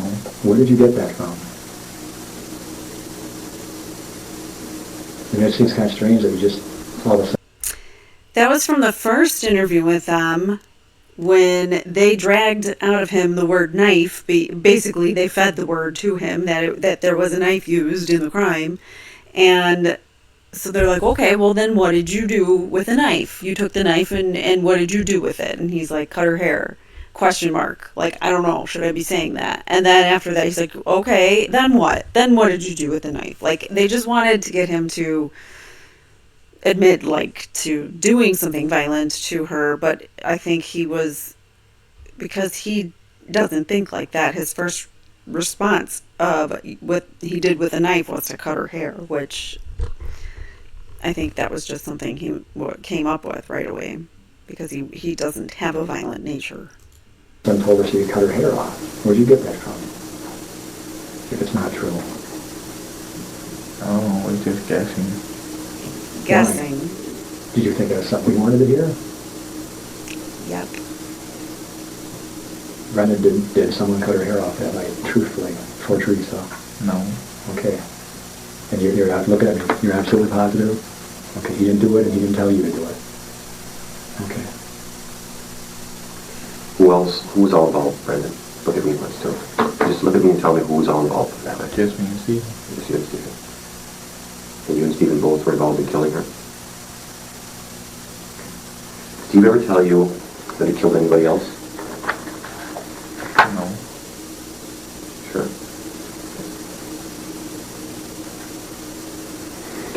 things like that a lot?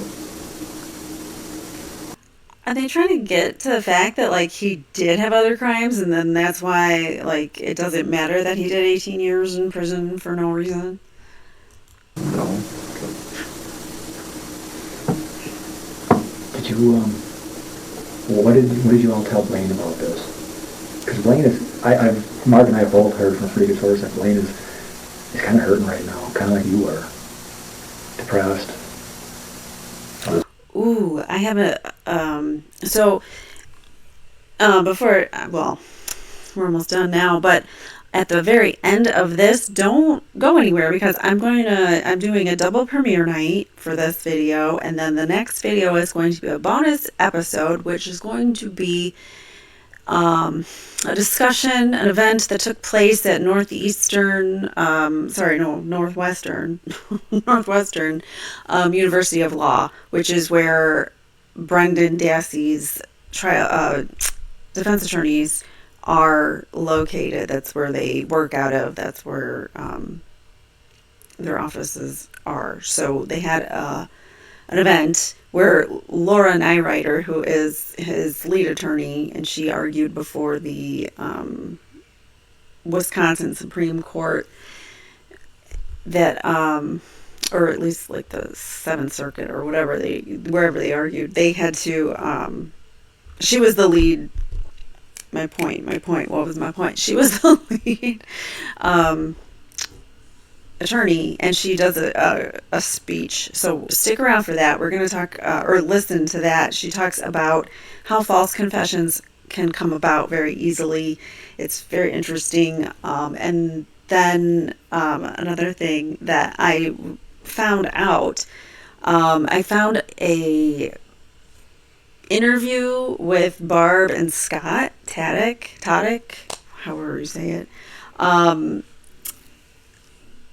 that takes place sometime in 2017. So it's like after we know all this stuff, after Kathleen Zellner has already named Bobby and Scott as possible Denny suspects, which we'll get into later. But that is something that I thought was interesting, is that there's this interview, the secret, or not secret, but it's an interview, not very well known, that law enforcement was interviewing the two of them, and there is a rift in the family. So the mom, Barb Tadek, she only talks to Bobby and Brendan at this point. Blaine and Brian are on a different side. They have chosen to, they've chosen to distance themselves from their mother, and they're not really on speaking terms. So I thought that was interesting, at least at the point when they were interviewed in 2017. I have no idea what their relationship is now, but I just thought that was interesting. There's some conflicting testimony between the brothers Bobby and Brian. Brian, I don't think testified, but he had an affidavit saying that he heard from Bobby's own mouth, that he saw Theresa's car leaving Stevens. So there's that. I'll just leave it at that, and we can get into that when we get into all the appeals and everything. Sorry, but I am excited to bring you. So I'll do a bonus episode on that interview too. I'll just throw it in one day when I have time. I'll record it and throw in a bonus on that. But this, definitely stick around for the next episode, which is just a bonus episode on how false confessions can easily take place. And the techniques. She'll talk a little bit about the techniques that are used, that I keep bringing up as the techniques. She'll talk about those too. Wade, stuff like that. Something's bothering him. And we want to know, is he involved to any amount or degree? Because then he needs help. Or did you tell him some of these things that's bothering him, that he knows in the back of his mind you had told him, and that's bothering him, that's hurting him? He can't get in trouble for that, per se. He should have told us that he knows, and he could get in some trouble for that, but if he wasn't involved. Again, you don't have to think about that. Did you tell Blaine some things? Because we wanted, number one, try and get him some help. No. Did you tell anybody? You don't have to think about that either. Did you tell anybody? Just a little bit to Travis. What about Tequila? Just that one day when I was over there for a birthday party for her friend, that when they were in their room and I was sitting by the door, Mm-hmm. she came out and she wanted to talk to me, and then she asked me why I was so sad, and then This is the cousin. Kayla is the cousin who actually implicated Brendan and said that he told her that he saw body parts in the fire, is what Kayla's testimony was, but she said she admitted under oath that she lied about that, or maybe it was her statement to police that made them start looking at Brendan, because she said that he saw body parts in the fire. I told her why, and then after that, everybody else came out, like Travis and his cousin and a friend, and after a while, I had to get up and I went into Marie's room for a little bit. And then they came in and they asked me if they were feeling bad for me. Some good friends. What did you tell Kayla when she asked you what was wrong? Well, tell us what you told her that you remember. That I was sorry for what I did, and Did she ask you what you meant? Did what? Wait a minute. He has said in this interview multiple times that he's sorry for what he did, which he never said before until this Michael O'Kelly interview that we just watched, previous episode, where he kept saying, "Are you sorry? Are you sorry?"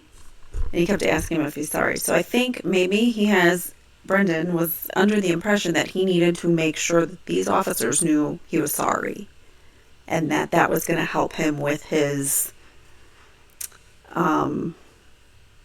sentencing, getting a lighter sentence by saying you're sorry. I think that might be where that's coming from. Did you tell her some parts of this? no. Did she ask you what you meant when you said you were sorry for what you did? A little bit. And I think you told her a little bit because we talked to Kayla. What did you tell her? If you remember. No, I can't remember. Okay. Did you know about Steve and Marie having sex? Well, I heard that they were doing stuff Where'd you hear that from? from her. She told you? What did she tell you? That Steven was trying to come on to her. What about you and Marie? Did you ever have sex before you had it with Theresa? No. It's all right. That was the first time? Mm-hmm. Did you ever fool around with a girl? Not sex, but just fool around. No. Is there anything on your computer that we should know about? You talk to anybody about this online? Not really. I mean, not really. I would ask him a question, Like what kind of question? like if they like Steven, and then You would ask people that? Why would you ask people that? when I asked Marie that and Travis that. Okay.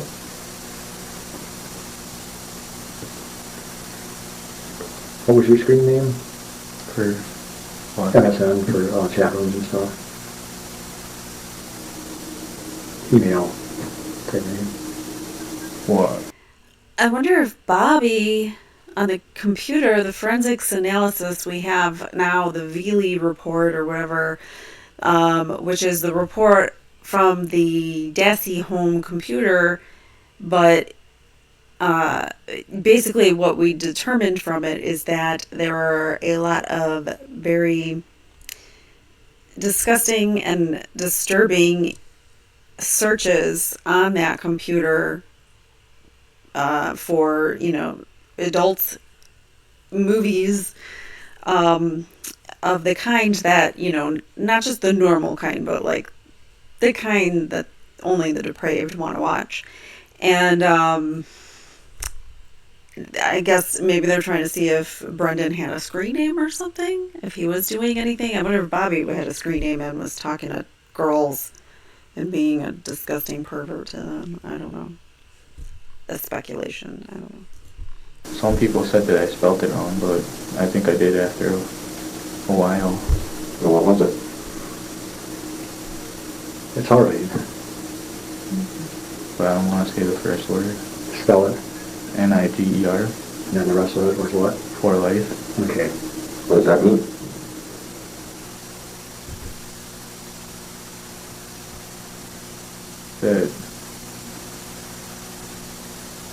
That I didn't have no problems with black people. You feeling pretty relaxed now? You're looking a lot more relaxed. You're actually looking at us now and saw a couple actual smiles. Can I get you a soda or water or something? Mm-hmm. Sure. Bathroom? We're 2 hours in. That's the first time they asked him. Mm-hmm. You want to give us a couple minutes then? We'll be right back. All right, you relax, all right? Of course, here comes the next read technique where they just decide they're going to just shut up now, leave the room, leave him to think with his own thoughts for a while. He's going to sit here bored out of his mind.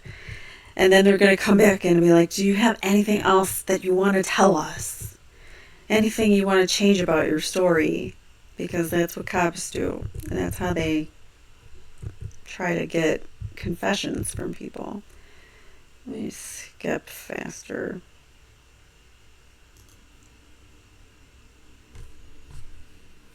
Oh, so now they got him drawing again. What the hell? What is he drawing now?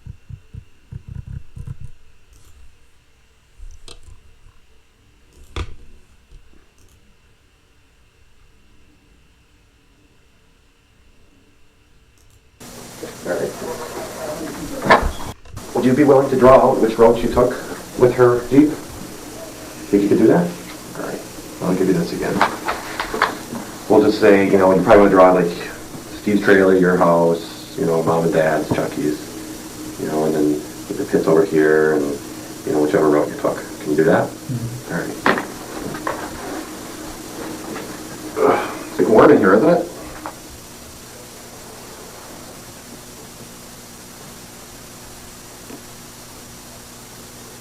Don't try to be buddy-buddy now.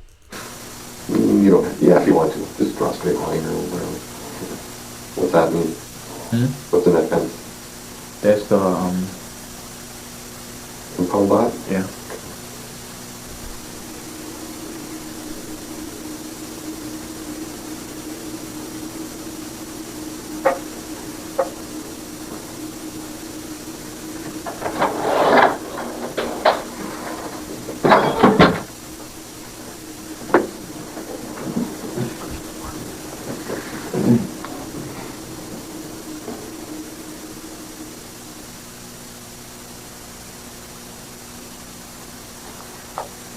Should I draw like trees over here? Just put X. You can put X's for trees, yeah.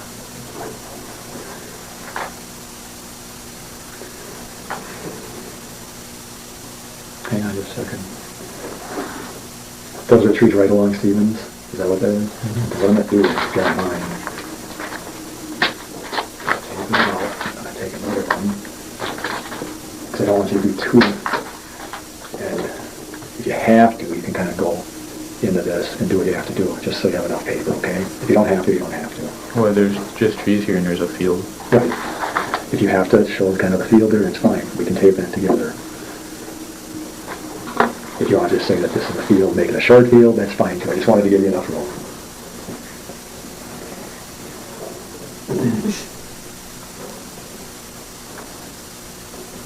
He's like, get that piece of paper out of here.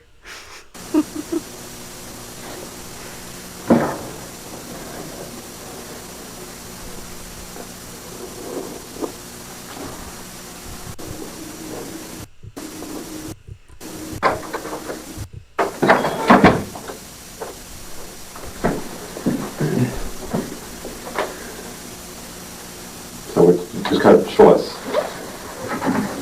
Don't write anything, show us with a finger or whatever. Put it outside, right here. See, this is just a field here you go through? Okay.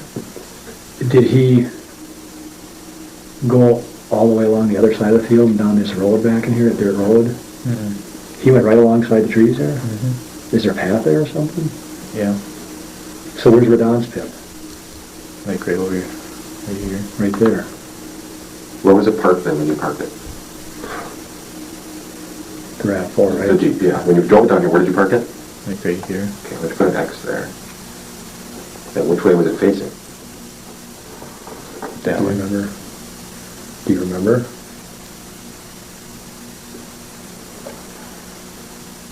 No. Okay, don't guess then. Just say you don't remember.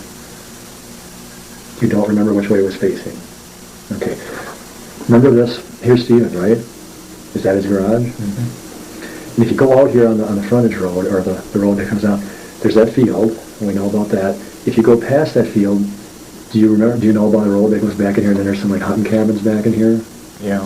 Is that the route you went? No. No, you went along this little, there's a berm kind of, right? A ledge, and then on the How many times does he have to tell you that's not where he went? He didn't take that road. other side is the pit, the gravel pit, and this side is the salvage yard. Yeah. And you went right along that thing. Yeah. Oh. And then down here, you're able to get off of that thing and get into the yard, huh? Mm-hmm. Okay, that makes sense. Okay, how about you sign that? And put today's date on it. 13. So, This is 5/13. 06. I just got one question for you, Brandon, yeah. Did you guys take any of the bones out of that burn pile? I didn't. All right. How about Steve? Not that I know of.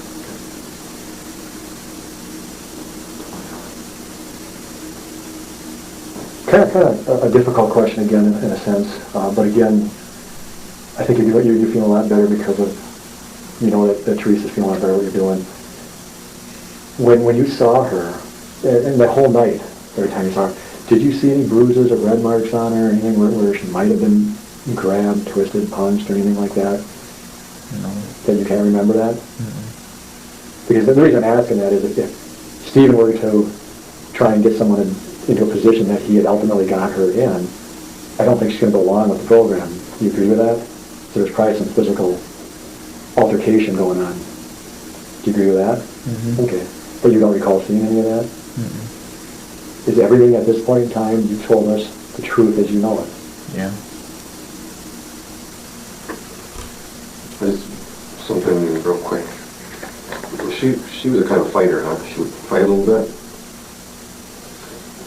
Anything you want to say to Theresa or her family right now, since you're being taped? Mm-mm.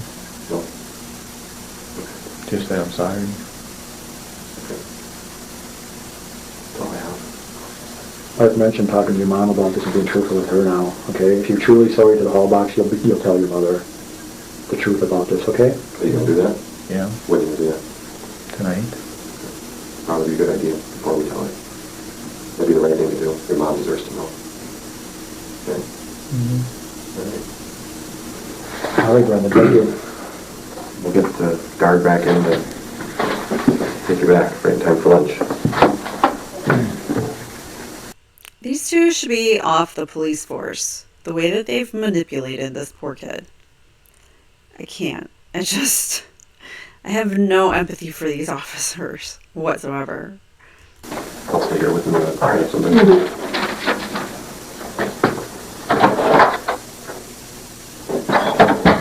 think we'll leave that door open. It's getting hot in here. Air in here. All right, thanks. Get hot. Getting hot in here. Yeah. You hot? All right.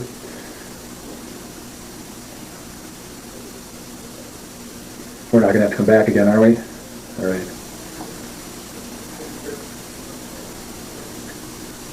He's totally shut down now. Again. Like, that's how he started out, all closed down and closed off to them. And now that they got what he wanted, which was, I mean, they got what they wanted, which was him. Continuing on with this farce. that he did something with Steven to Theresa Halbach. So, yeah, it's just unfathomable to me. 6 police interviews, most of them like this. It's sickening. This should have never happened. Never.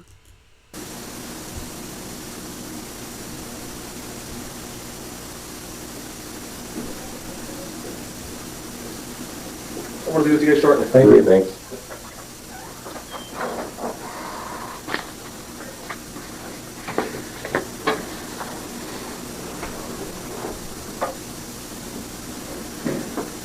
Look at him. Time to give you lunch usually up there, Brendan. A little past 11:30. Oh, I'm sure they saved you, right? I imagine. I doubt it. So be honest with your mom too, okay? Tell her exactly what you told us. So then she can quit blaming us for everything, all right? Because once she sees the tape, she's gonna know anyway.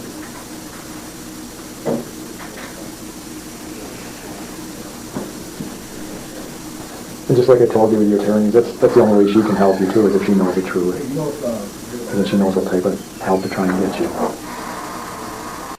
I believe this was the interview with law enforcement that Len Kaczynski, his attorney, got a lot of heat for because he was not there. And remember, Brendan said it didn't matter to me if he showed up or not to Michael O'Kelly, but he absolutely should have gone. Brendan Dassey is a minor. He needs someone there representing him. Not only is he a minor, but he has disabilities. And those 2 things alone should make all of these interviews thrown out, in my opinion. And the Supreme Court didn't agree. They overturned and upheld his conviction because they were trying to get the conviction dismissed, or at least to get these confessions dismissed, because they're absolutely disgustingly coerced, in my opinion. And I think most people would probably agree. I mean, okay, yes, he comes up with a lot of details that they do not a lot of details. Let me backtrack. He does come up with details and provides narrative that they don't necessarily provide, like cutting her hair. But then now they come back to it and he's like, I just made it up. I was just guessing. He is guessing. He's trying to determine what these officers want to hear.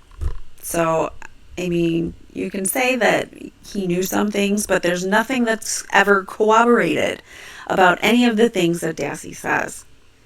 The things about the SA, about the cutting the hair, about the stabbing, about the shooting, none of that is confirmed by the evidence, because all we have are several areas where burn pits or ashes were found, bone fragments were found in multiple places.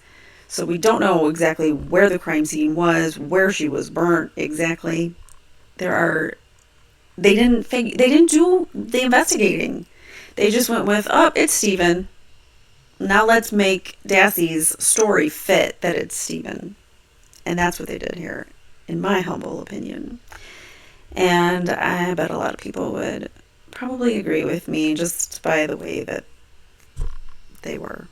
So, anyways, I am going to do more. I'll do an episode or something about the Reed technique. It really fascinates me how officers are allowed to do all of these things, and it's considered legal in the United States. They are allowed to lie to you. They just are.